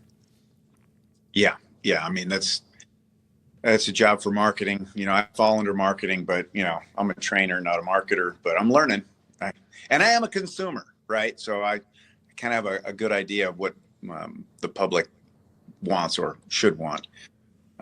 It's strange what people will make a person pull the trigger, no pun intended, on buying a gun, and it comes down to color sometimes. Yeah, it definitely can. Well, I think Smith & Wesson's making a great stride into the academy space. I think is a great move for you guys, and hopefully we'll see lots of good things coming out for civilians at some point too. Yeah, well, this is the brainchild of Mark Smith, the CEO. he decided he wanted to bring it back. And Smith and Wesson, they discovered me through the YouTube stuff that I was doing at the time, and brought me out as an influencer a couple of times. And then I talked to the CEO, and he offered me a job and made an offer I couldn't refuse. So That's here I am. awesome. So what do you think the biggest gap in CCW training is? Especially, there's so many new folks who have their CCW. They've only had it for a year or 2 or 3. What's the biggest gap in CCW training right now? Well, okay. So in order to get your CCW, there's usually a class you have to go through, and there's very little actual shooting that you do. You just have to demonstrate that you're safe with the gun, and that's not enough. It's when people say, "Oh, I took the course." You went and did the test basically, but you didn't practice. Clearing the garment, carrying the gun, and being able to clear that garment that's the difference between just regular shooting and concealed carry, right? It's always better to be concealed, because then people don't know you have a gun. And then if you have to use it, remember, you're going to be under stress. So wherever you're carrying it, you need to practice dry fire. Just dry fire drawing that sucker every time. Every time I put a gun in a pocket or on my person, I draw it a couple times just to make sure that I know ergonomically, where all my, what shirt I'm wearing. Does it open in front? Does it lift it up? So you just have to practice those things that people don't, right? And ideally, Smith & Wesson, the Academy, you guys are going to have like multi-day classes. People can fly in and take multi-day classes. Is that the idea eventually? Yeah. Way I'm kind of structuring it now, we'll have an intro to pistol, and then which is be a half day long. That's just for brand new shooters that you're introducing them to the gun. And in 4 hours, I can easily get you comfortable with the firearm, but you're not going to have a lot of bandwidth left. Because it's overwhelming, right? So intro will be a half a day, and then we'll have a pistol 1, a pistol 2, and a pistol 3. And we'll probably run those consecutively. So if you want to fly in and do all 4, you could do that, or in the week. And we'll do the same thing with carbine, and then and have a rifle fundamentals course. But that's cool. I'm focusing on fundamentals. All right, it's not sexy, but if your fundamentals aren't clean, then you're not going to be hitting what you shoot at. And whether that's a target, a threat, or an animal that you're harvesting, it's way more fun and way more effective to actually hit what you shoot at. And that all comes down to the fundamentals. Well, I can't think of many people that have a stronger resume when it comes to training than you do. I mean, you were like a training junkie. You trained the entire time you were a SEAL, and then you went back and trained SEALs after you left. So, I mean, I would imagine that that this job sounds right in your. It sounds like your dream position. It sounds like they found the right person, and you found the right gig. I think that's amazing. I hope so. I mean, I learned how to teach because I could shoot fairly well anyway. But I learned how to teach when I was at Buds. Okay. I taught during the 16 years I was there, about 4,000 students came through. And these were all guys that were going to take what I was giving them and take it down range and do good things. Right. It wasn't just a hobby. It wasn't, just some ancillary thing that they could take or leave. It's kind of a key to being a SEAL, right? So everything that we did had to be effective, and it had to be. We only had them for 2 weeks, but in those 2 weeks, I could take you from hey, this is a gun, to being able to shoot, move, and communicate with a rifle, and transition to your pistol. If your rifle went down, and do that in a group. And they do it fantastically. The way military in general are fantastic at teaching people in a very short period of time to be really good at something. And SEALs, from what the SEALs I've met and talked to, take that to a whole second level. I mean, they really are. They're even better at it. And I'm curious. Can I ask you a couple of SEAL questions? Sure. Okay, so one of them is I noticed that you went the warrant officer route, and I don't know if I've met a SEAL that went warrant officer, and I'm just curious if you could talk about what made you go warrant officer as a SEAL. Like I said, maybe I'm wrong. Maybe there's a ton of you guys, and it's totally a normal path, but I can't think of any other warrant officers I've met that were SEALs. No, it's fairly rare, but we're around. There's not as many, obviously, as officers enlisted, but it's a way to go from enlisted ranks to an officer rank. And honestly, I didn't want to do it.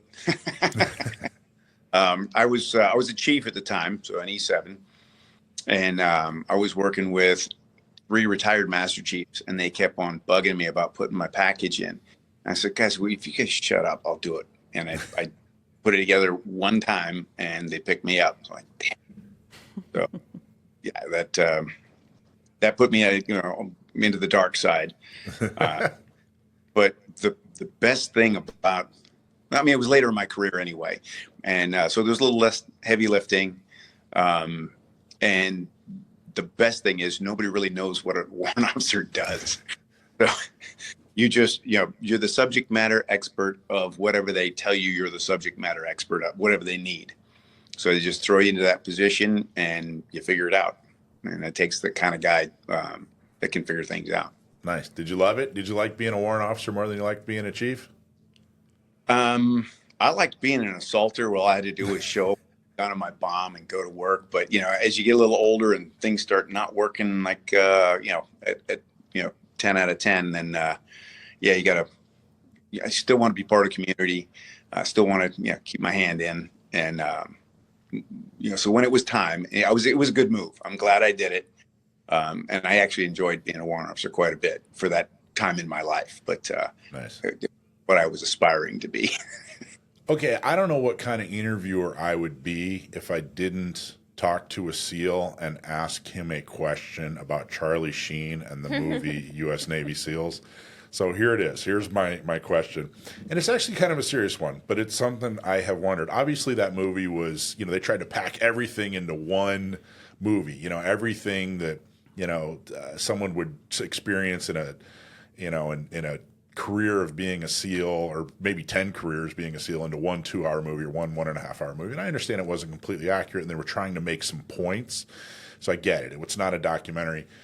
But I'm curious about, I don't know if you remember the subplot where Charlie Sheen was not happy with, they portrayed him as an adrenaline junkie, and he was not happy about one of the missions being, kind of low speed and there wasn't a lot of danger, and that forced him to not take it seriously, and then someone got killed. And I believe it was their chief that got killed, and that caused a whole lot of strife, and they had to kind of overcome that.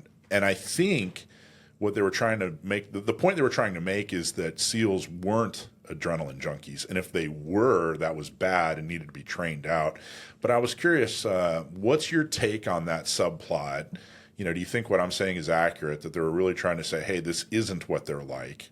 And also, was there anybody that you served with? Did you ever see that? Did you ever see an adrenaline junkie in the SEAL teams? Well, if you don't enjoy that feeling of adrenaline in your body, then you're in the wrong profession, right? But there's a difference between enjoying that and being addicted to it. So yeah, the adrenaline junkies don't stick around very long because it's not exciting enough for them. So they'll get out and go do something else, big wave surfing or base jumping or something that takes them to that feeds that in them. But yeah, you have to enjoy that feeling of that adrenaline coming up, and it gets you excited, to get you motivated, to get you fired up. The thing about the movie, Charlie had to be an officer. Most of your officers they're not the adrenaline guy. They're not that high strung. If they are, they get toned down and tuned up. But your new guys on the team are usually the most fired up about doing everything because everything's brand new, and you really want to get after it. One thing about that movie, I think it came out in '89. and they rented out a theater on the West Coast and the East Coast, and all the frogmen from the West and East Coast went and filled that theater, and it was like watching home movies. It was great. We're laughing. All the little, the colloquialisms and stuff, that the verbiage that they used was like, okay, it was obviously they had who was written by. And one of the things in that movie, when they take down that ship and there's no missiles on there, they thought there was missiles on there. That was reflective. It wasn't perfect, but it was reflective of a mission that I was actually on that was represented in the movie. Wow. That's amazing. That's amazing. So there was obviously some real life consulting that went on, and they tried to make it as realistic as possible, but it still had to make it Hollywood. Yeah, they had to Hollywood it up, of course. Freaking Hollywood, that's what we do. But it was overall that movie was really good for recruiting. A lot of people saw it and were like, oh, I could do that. Because prior to that, there weren't any SEAL movies. You had the Green Berets, so that was like in the early 70s. Yeah. Which do you think? So I was going to ask that actually. Which was better? The movie with John Wayne, Green Berets, was that better for Green Berets, or was Charlie Sheen's Navy SEALs movie better for SEALs? Well, I think it worked out both. I mean, I think it was good. I mean, you can't argue with the Duke. What the hell? I can't say Charlie. Yeah, so they were both effective for what they were aimed at. Now, back in the old days, when I first started doing this job, you'd meet somebody out and they'd ask what you did. You'd say you're a SEAL, and I go, "What's that?" And you'd be like, the Green Beret. We're kind of like that, right? Are we?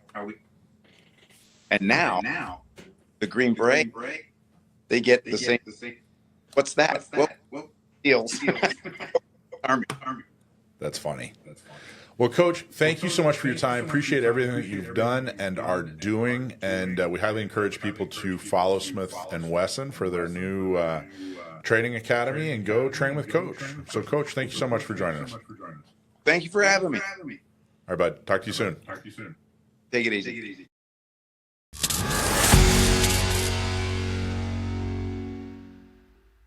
Bye.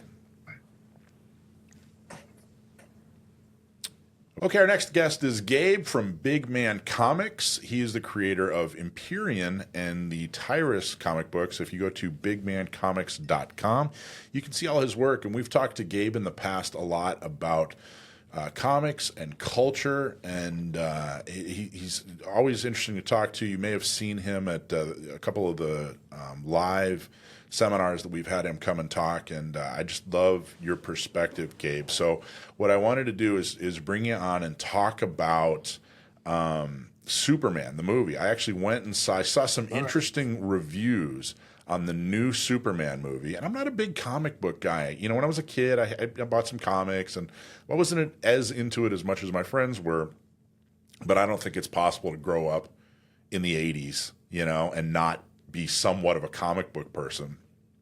But I haven't really embraced the last 15, 20 years where comics just exploded, and X-Men and Iron Man and all these comics books just absolutely went crazy, which I welcome. It's fantastic that they're having such success. But I did go see this new Superman movie in large part, because a lot of the things that you and I have talked about in the past when it comes to culture and what comic books are going woke, and these movies are going woke. And this Superman movie doesn't seem to be that. And so the curiosity got the better of me, and I went and actually saw the movie. And I got a couple things I wanted to talk to you about. But before we even get specific, what in general did you think of this new Superman movie? I thought it was good. I liked it. It wasn't woke or anything. I'm not a fan of comic book movies. I never have been. I'm a comic book artist and writer myself. And comic book movies are not comic books. Comic books are a specific medium, and I'm not trying to be a snob. This is just a fact. Swimming isn't riding a bike. A movie is a movie, a comic is a comic, and it's a completely different experience to read a comic book. So to me, like comic book movies are like a cheapened, dead version of comics. So it was good. It wasn't woke, at least. I really liked it when I saw it at first. I thought about it more, and I have some problems with it. My only problems on art usually or critiquing is from a moral issue. I don't really critique things on a quality. Like that's obvious quality issues, but it's a moral issue. It's the stuff I always have a problem with. Well, and we're going to talk about some of the issues, some of the things I noticed, and maybe you can guide me in the right direction. First off, do you think that there was an effort to make sure that this movie was at least significantly less woke than some of the past comic book movies? I think to a degree, yeah. I think they didn't do what Marvel has done after all their big success. Marvel has mostly failed the last few years because they want to go with the whole girl boss thing.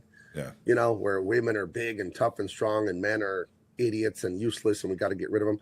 And, you know, we see how well that's working out for society to hate men and destroy men for the last 100 years, but mostly, you know, the last 40, 50 years to just like be against men. And we live in this gynocracy, you know, to have women have complete primacy and complete deference and everything. And it doesn't work. It is what's destroying society. And we need men to be strong and to quit worrying if others will validate them. You know, so many men, they won't act right. They won't say the right thing. They won't do the right thing because they're afraid of losing external validation. That's weak. That's not how we're supposed to be as men. We're supposed to do the right thing, whether we're praised or whether we're criticized. It doesn't matter. My grandfather always told me, you do the right thing because it's right, not because it's fun or easy or whatever. You do it because it's right, and damn what anyone has to say about it. It doesn't matter. Right is right. And, you know, our country, our culture, the West, it's filled with cowards. Men just cowardly everywhere. They won't do the right thing because they need that external pat on the head, I guess. Well, and this movie was definitely I think it was almost like the main actor, and his name just fell out of my head, but the guy who played Superman. David Corn Sweat, I believe. It's almost like he was instructed to do a little bit of a Christopher Reeve impression. It definitely felt like he was trying to recapture that do right because it's right, purist Christopher Reeve portrayal of Superman, which is a far more traditional portrayal of Superman. What are your thoughts on that? Yeah, I mean, the main crux they had with him arguing with his girlfriend / reporter Lois Lane about interfering in an international war where, you know, it's kind of you're interfering with the government and geopolitics and you can't do that. And he's like, hey, people are dying. So he, quote unquote, broke the law to stop a war. So that's showing his character, his resolve, what his values are. He's doing the right thing, regardless of the consequences, regardless of the criticism. So that's a good value to demonstrate in the movie. You know, the problem I had with the movie is the cussing. You know, we need to be able to get 7 and 8-year-olds in there and fill them with wonder at a hero who's brave and resolute and he's flying through the air dressed in bright colors to inspire people, to entertain them and all that, and to build future fans. The comic book industry, the printed comic book, has just been suffering losses for decades in sales and readership and titles and companies declaring bankruptcy and layoffs because they won't. There's too many leftists, too many postmodern weirdos, and they won't write stuff that appeals to young and old, like Spielberg and Lucas did in the 80s with Indiana Jones and the old Star Wars. It's safe for children, but it's fully complex and engaging for adults. If you ask the modern leftists in Hollywood about how to make something for kids, they always think it's going to be Teletubbies. You know what I mean? Like, we have to have insane nudity like Game of Thrones, and just every other word's the F word and cussing, and that's adult. I would argue that's actually very immature. You know, I always laugh when I see, like, on video games and TV shows, rated M for mature. I always think, actually, that should be rated I for immature. Because when I go around making sex jokes and cussing, I was in high school when I was doing that. That's very immature, actually.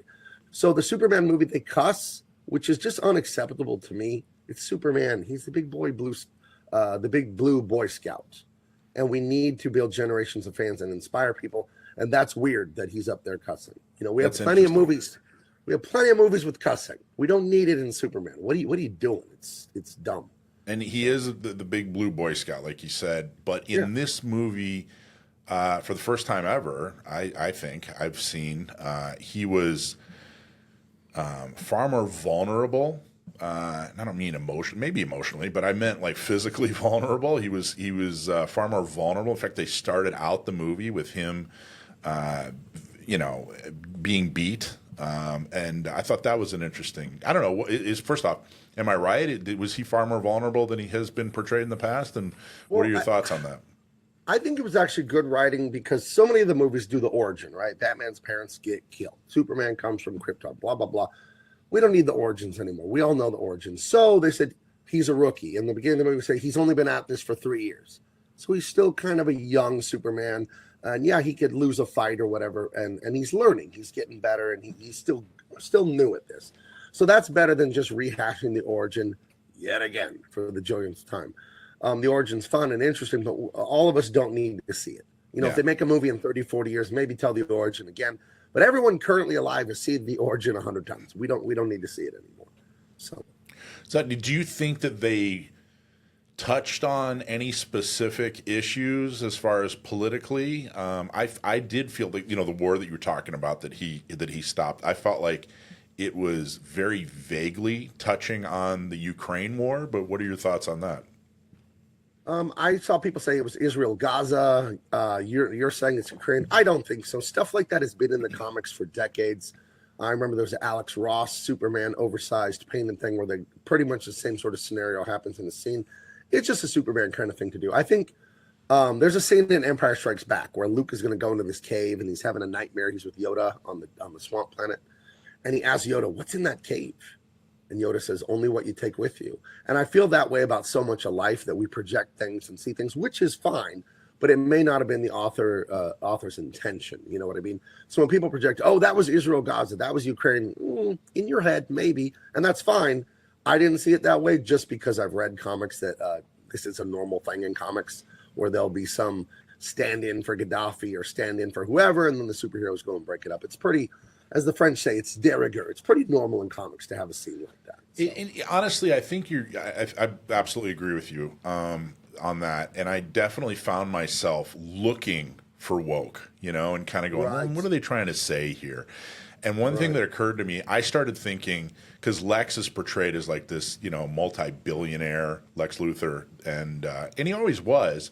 But I started thinking to myself, they're attacking Elon Musk. They're trying to attack, you know, billionaires and Elon Musk. But then I remembered when this was written, Elon Musk wasn't a bad guy yet. And I think it was me looking for something that has been there for, you know, so often for the past 15 years that really wasn't there this time. And it might have been my own projection onto the movie, but I don't know. Do you think that they were attacking billionaires the way that, you know, the left has been attacking, you know, wealth and success lately, or is that in my head? I think they're always attacking wealth and success. The left is a culture of resentment. You know what I mean? The left looks at Sydney Sweeney, right? You saw that this week. Her blue jeans ads. You know, Yeah, I've done I some get it. videos. That was so weird. Such a weird attack. And they hate her because she's beautiful and successful. And then they make up all the stuff about white supremacy and racism and all this stuff because the ethos of the left, the progressive, those kind of people is resentment. Why do you have that? Everything should be mine. Your dad gave it to you. You stole it. You're this. You're that. You're that. They can't face that they are ugly losers who don't achieve anything. So how do you have anything? You must have stolen that, and it should be mine. They love to destroy things. Normal people, when they see success and beauty, they go, maybe I could do that. That's inspiring. But, you know, immature, disgusting, leftist, and go read the Communist Manifesto. Go read all their literature. This is who they are, who they've always been. You know, I read Atlas Shrugged just like 3 years ago, and it's funny. The dialogue and the mentality of the leftists in that book, it feels like Ayn Rand wrote that book a week ago. Yeah. You know, these people never change. There's always, as she calls them, Ayn Rand, the moochers and the looters. Yeah. And they're just filled with bitter resentment. And sorry, that's your problem, not mine. The labels change, but the fundamentals and the principles definitely don't. Right. So so they called Superman an alien. They made a big deal about the fact that he was an alien and kind of villainized him for being an alien. Then there was kind of this whole like, I'm not an alien. This is my home, and I've come here now, and now this is my home, et cetera, et cetera. Do you feel like that was you know, a statement on, you know, illegal immigration and what, you know, what's going on there? Or again, that's just how it was in comic books. That's, you know, that's pretty standard. I don't know if it was or wasn't, but I think it ends up being a pro-American message anyway. Yeah. Because let's make him the immigrant alien. Then he comes here and embraces our ways with his Christian Midwest Kansas farmer adoptive parents. Yeah. And that's what makes him great. The thing about Superman that makes him a hero isn't flight or laser beam eyes or his breath or ultra hearing or whatever, X-ray. No, none of that even matters. You can give those powers to any hero. His heroicism is restraint and love and compassion. His heroicism can be summed up in the word masculinity. He acts like a man. At the beginning of our interview here, I said, you do what's right and damn what anyone thinks about it. And that's who Superman is supposed to be. So when you have someone like Superman in this fantasy world who could rule the world as a tyrant king, no one could stop him. You send missiles, bullets, nothing can hurt him. He could just rule with an iron fist. But because of his American, Midwest, Christian upbringing, he has morals. And that's what makes him a hero. He's an aspirational figure because we all have power in life to some degree or another. It's how do you wield it? Some people think power is using it. Power is how you use it judiciously, how you have restraint mostly. In drawing, it's not just the lines you put on the paper, it's the areas you leave blank too. We call that negative space in painting and illustrating. And power works the same way. It isn't just how you assert power, it's also when you choose not to do it. When you have mercy, when you have compassion, when you're thoughtful, when you have some restraint. That's what makes him such a fantastic character. And I think people who don't like him and don't know how to write him, they don't get that at all. Well, and I thought the portrayal of his parents in Kansas was unusual, but good. I actually really liked it. I liked the fact that it was a lot more down to earth, and they were the anchors in his life, way beyond.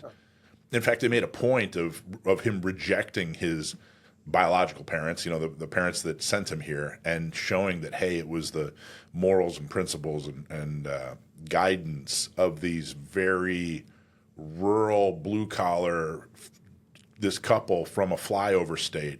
That's what made this guy great. I thought that was an interesting and good choice. Yeah, I saw some people say they had a problem with it, that they made them dumb rednecks. And I would say, if you say that says a lot about you. When did the movie ever say they were dumb? Nope. They couldn't not speak or read or count. They were told they had Southern accents, and Kansas isn't the South. But did you know that those two actors' accents are modeled on two parents that live in Kansas? Because I heard a lot of people say, I'm from Kansas. Nobody sounds like that. It's like, well, those two actors modeled their speech patterns after two people who are parents who live in Kansas who were friends of the director. Like the director, James Gunn, he has a friend, and the parents live in Kansas and sound like that. So the actors modeled their performance on those people who do, in fact, sound that way. And I would say, if you say people who have that accent are stupid, you're the one being the bigot. That's on Plenty you. of people have accents. It doesn't make you dumb at all. It just means you're from somewhere. You can be brilliant and have an accent. I thought they were great. Thing I've heard. The Kents were great. The portrayal was of the Kents was absolutely wonderful, and that's a hill I would die on in this Superman movie. I thought it was great. Yeah. Now there was one thing, Gabe. I think you being here in San Diego with me, the one thing I think you might agree on is you can tell the dialogue was written by a Californian, because at one point the Pa Kent is telling Superman, Clark Kent, he's like, hey, remember that place we used to eat at? Down on like Route 7 or wherever it was. And it was supposed to be like this dust on the floor kind of little, podunk place. And he said, yeah, remember the burritos we used to get there? And I'm like, no, they weren't getting a burrito at a place in Kansas. If That's you definitely. are eating burritos, if you're eating burritos in Kansas, you turned down the wrong road. I mean, maybe, but that's somebody they're writing from LA and, Would have been full of cheese not, sauce. Should have been like a patty melt or something, right. Not or barbecue. What did you think of barbecue? Right. Kansas barbecue. It should have been barbecue. It should have been brisket or tri-tip or something. Missed opportunity. Okay, what about? I thought this was interesting. Actually, I got a couple more things that I thought were kind of interesting. That are kind of, I don't know, small, but I thought they were really fascinating to me. They offered an explanation for why people couldn't recognize Clark Kent when he was wearing the glasses. They said something along the lines of the glasses did something to, there was like, there were like hypnotic glasses or something like that. They had some kind of technology in them that distorted their view. Comic books are silly, right? They're supposed to be silly to a degree. You know, they're supposed to be far-fetched. It is for children, elementary school children to enjoy, and then hopefully, like Star Wars, it's complex for an adult to sit there and be engaged and enjoy it just as much. I don't have a problem with stuff like that. It's silly. It's weird. None of this is real anyway. No, I thought it was great. I thought it was good. Yeah.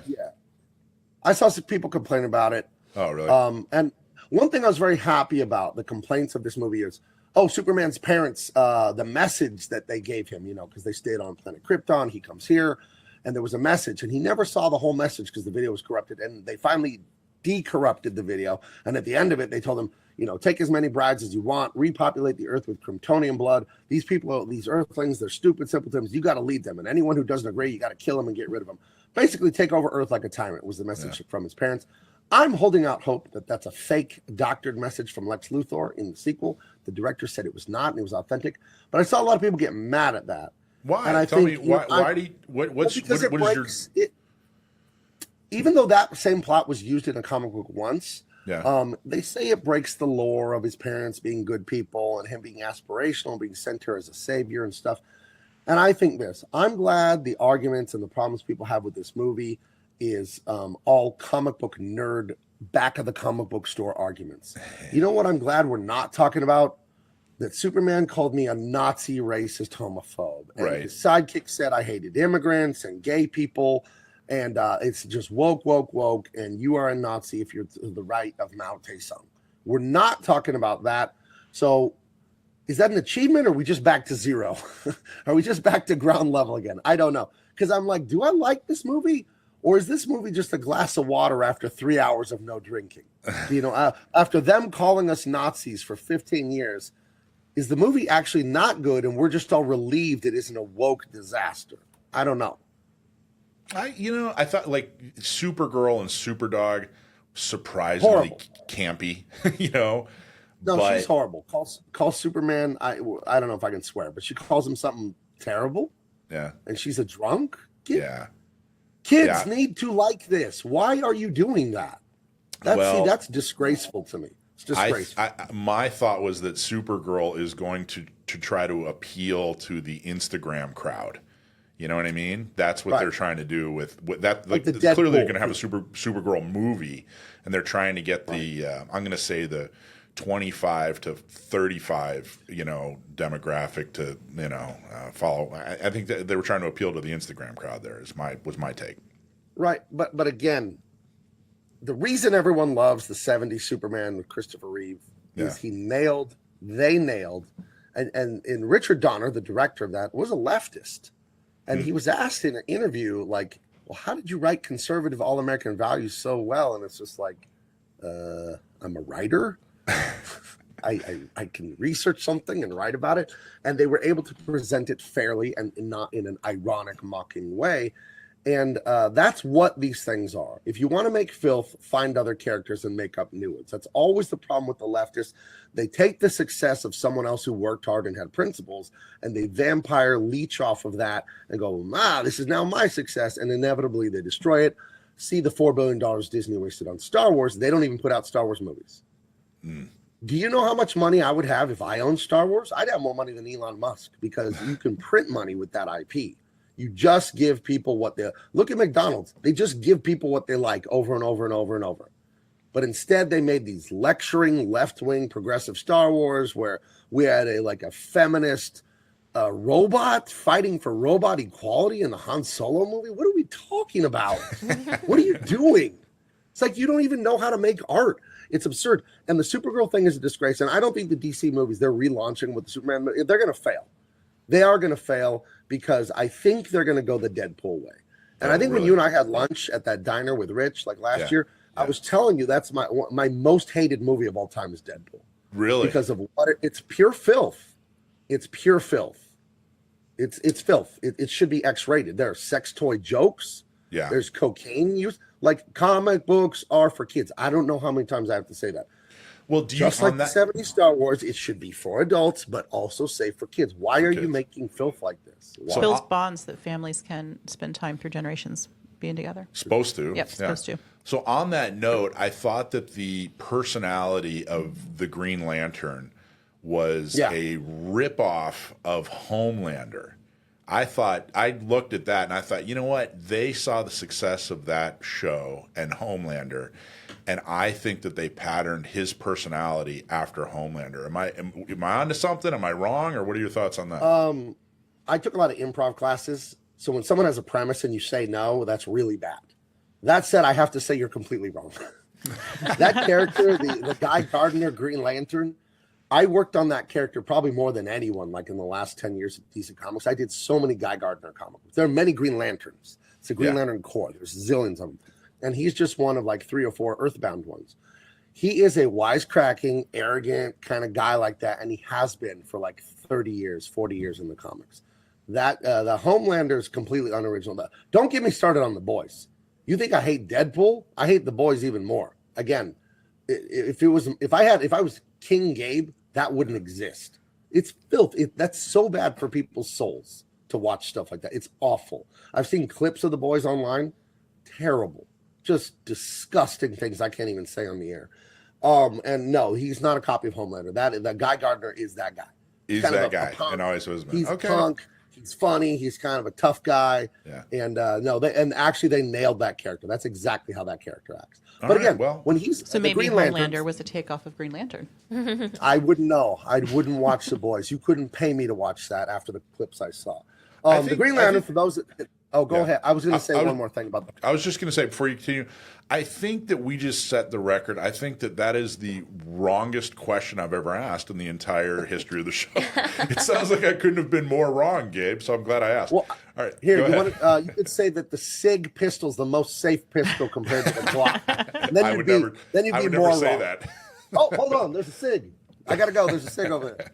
Woo, they are not doing good right now. Yeah. It's a tough time to be a SIG employee, let me tell you. Yeah. All right. So give us just kind of a final on Superman and everything, and then Clark Perfection. I see that. Perfection. And then, that's the greatest slogan of all time, by the way. Perfection. You know. So give us a final on Superman and everything, and then let's take a look at your website before we go. Superman, I liked. I was very excited the day I saw it, and now time has gone by 3-4 weeks. I do think I was just actually relieved that it wasn't a woke insult slap in my face every 4 seconds.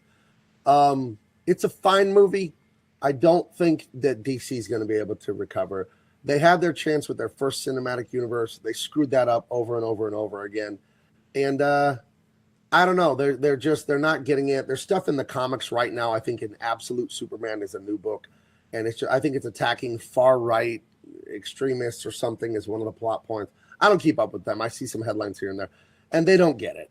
You know, when I walked out of the movie theater, I texted the vice president of Warner Brothers DC Comics, Jim Lee. He's the boss. He's the one that hired me when I worked there. And I texted him. I said, "Hey, you got a good movie here, and you got a chance on your hands. And when I quit working for you, this is what I was telling you: just don't make woke filth. Mm-hmm. If you do that, you guys should be fine." I texted him that. He didn't text me back, you know. But after the Supergirl stuff and what they're still doing in the comics, I don't see it. I think these leftists, they can't help themselves. You know, I read a thing once, like if you put a bunch of beavers on the roof of a skyscraper and you came back a day later, they would take whatever they found up there and build like a dam, even though there's no water. It's like they just do what they do. It's their nature. Yeah. And the scorpion and the frog, right? The scorpion stings the frog. They both drown. I think they can't help themselves. This is who they are. They have to make ugly art. They have to insult tradition and God and country. And I just don't think they can hold back. You know, it's like a sneeze. They'll hold it in for a while, and then it's all coming out. So. Well, I thought it was interesting. I don't know if I'd recommend people go see it. I can tell you that my 84-year-old dad slept through it. And then on the way out, he said, "Well, it's not really my kind of movie." And I thoroughly enjoyed the dinner he and I had after the movie, more so than I enjoyed the actual movie. But anyway, I was really interested. I'll be honest with you, Gabe. It wasn't too. I was, thinking about the movie, and not long after walking out of the movie at the end, I was really thinking, I got to hear what Gabe has to say on this. And so I'm so glad you gave your perspective. And I just think that you're one of the most thoughtful people, particularly in your field. And I thank you for that. So let's talk about your field. Let's take a look at your website and what do you got going on. I know you have a couple of new things, and I want to draw people to bigmancomics.com. And talk to us about what give us the latest. What can people get from you? Well, I just launched on my birthday last week. I think it was a week ago, yesterday, the 24th. Empyrean, Earth Illuminated. I'm always talking about Star Wars from the 70s and 80s and Indiana Jones, stuff that is for adults, but completely safe and good for children to consume. That's what I have here. It is a 128-page full-color graphic novel, crowdfunding on my website right now. Run out and get it. If you love that stuff, if you love that entertainment, it's going to give you, first of all, thrills and excitement. I'm great at that. But also an uplifting message that you're going to remember and go, you know what? I love that example of bravery or honesty or friendship or brotherhood. That's what we have in here. Self-sacrifice, all the great stuff. And when you're done reading it, even though you're an adult, you can hand it to your 8-year-old child or nephew, and they'll love it. Here's a testimonial. I sent out a bunch of these to friends so they would review it before I did the crowdfund. My buddy Jericho reads this to his 9-year-old son every night, like 10, 15 pages. He does all the voices. During the summer, he lets his son stay up till 9:30. They were sitting on the couch watching TV. At like 9 o'clock, his son said, "Hey, Dad, can we go to bed early so we can read the book?" You know what I mean? So it asked to turn off the TV so they could do more story time. Cool. I am nailing what I want. Is what I set out to do. This is great for adults, but it's also awesome for kids too. And I hate that you have to be like, it's not for kids like Teletubbies. It's not like that. It's the old stuff we used to do with Indiana Jones and the good old Star Wars. It's that stuff because that's what I grew up on. That's what's important to me. So get that right now. You will love it. It'll be the best decision you make today. I am almost done drawing this. I got like 10 pages left. This is a preview comic of the Unstoppable Tyrus. Yes, pro wrestling superstar, Fox News superstar is a good friend of mine, Tyrus. We came up with Incredible Hulk meets Ninja Turtles meets like The Legend of Zelda and my little Indiana. I throw Indiana Jones into everything I do because I think it's a perfect movie, Raiders of the Lost Ark. The Unstoppable Tyrus will be coming out end of this year, beginning of next year. I got to draw a few more pages. I hired a colorist to color it for me because I got to move on to writing and drawing other things. I'm working on a military thriller next. That's what I'm going to draw next. There's some concept art they're bringing up on the screen there. But yeah, this will be 125 pages of action plus some extras and stuff in the book, and you will love it. And you're not going to be able to not hear about it once we start advertising and putting it out there because Tyrus is going to spread the word far and wide about this crowdfund when we get it going. So yeah, the Unstoppable Tyrus, it's really fun. If you loved the Hulk and the Avengers and the Ninja Turtles, because there's a lot of mutants in this, a lot of mana beasts is what I call them. That's a word I made up for half man, half animals. Ancient prophecies, though, hidden temples, things like that. It's a really, really fun story. I really love writing them. I really love drawing them. And I really love you guys buying them on my crowdfund. So please go do that at bigmancomics.com. It's a thrill to walk away from Warner Brothers and all that filth and that mess they were doing, insulting you guys watching this. And one thing I speak about, let me go on this a little bit. When I go to the gun owners conferences and I do speak in person, what I'm trying to tell you guys a lot is your gun rights are affected by movies and music. And you're like, how? How so? People act on what they believe. There's a verse in the Bible. It says, faith without works is dead. Whether you believe the Bible or not, that's true. You act on what you believe. You sit down in a chair because you believe it won't collapse and you'll fall and hurt yourself, right? You have faith. You don't know, but you have faith, so you act on it. When you watch filthy movies and filthy TV and filthy music, you're being persuaded. You're being brainwashed that these things, these concepts are true. This is why I don't watch Deadpool or The Boys or any of that, because it's going to tell you that filth is good. That being arrogant, that being mean, that being wrong, that taking drugs, that being a pervert, it's good. It will tell you that because the actors and the writing are so good. It's so funny. It's so entertaining. It's like drugs. It makes you feel good, but it's terrible for you. This is why you should not consume evil art. And the people who make evil art, they're very good artists. Don't ever get that confused. They're not bad at what they do. They're fantastic at what they do. But it poisons your mind and your soul. So then you think wrong. And when you believe things, you act on them. So when they go out there and they make all these movies that are anti-American, anti-freedom, anti-speech, anti-gun, that's why people are going to vote that way. So if you want to lose your gun rights, support the filthy studios. If you want to keep your rights, then you got to support people who are promoting ideas and messages about freedom, personal responsibility, honor, love, resolve. That's why I make what I make. Secretly, what I'm doing is I'm brainwashing you guys. That's what I want to do, but in a good way, because all communication from you to me, everyone talking, it is brainwashing. It's persuasion. You can't not persuade when you're talking. What you can do is control how you're persuading. And if you love other people, you will persuade them towards good things. If you hate other people, you persuade them to bad things. So that's why I'm against all this stuff from the major studios, because I know what it does to lives. People will act on what they see in movies and TV. We know it. It's a scientific fact. Well, I think you always make a strong point. I think you have continued to make that point, and it's a strong point, and you make it in a strong way, and I appreciate you very much, Gabe. Gabe from Big Man Comics. Also, by the way, I did get your text. I know you need me to model for you were doing some drawings of six-pack abs. You needed me to post for that. Not a problem. I'll be over, and we can do that all day long. Okay. Not a problem. So I ran out of the coconut oil. So you got to put your own. All right, I'll bring my own. Okay. Oil. All right, man. Hey, thanks, Gabe. Appreciate you very much. Thanks for taking the time. Love your work. Okay. Love your perspective, and thank you so much. Okay. All right, bud. See ya. Bye.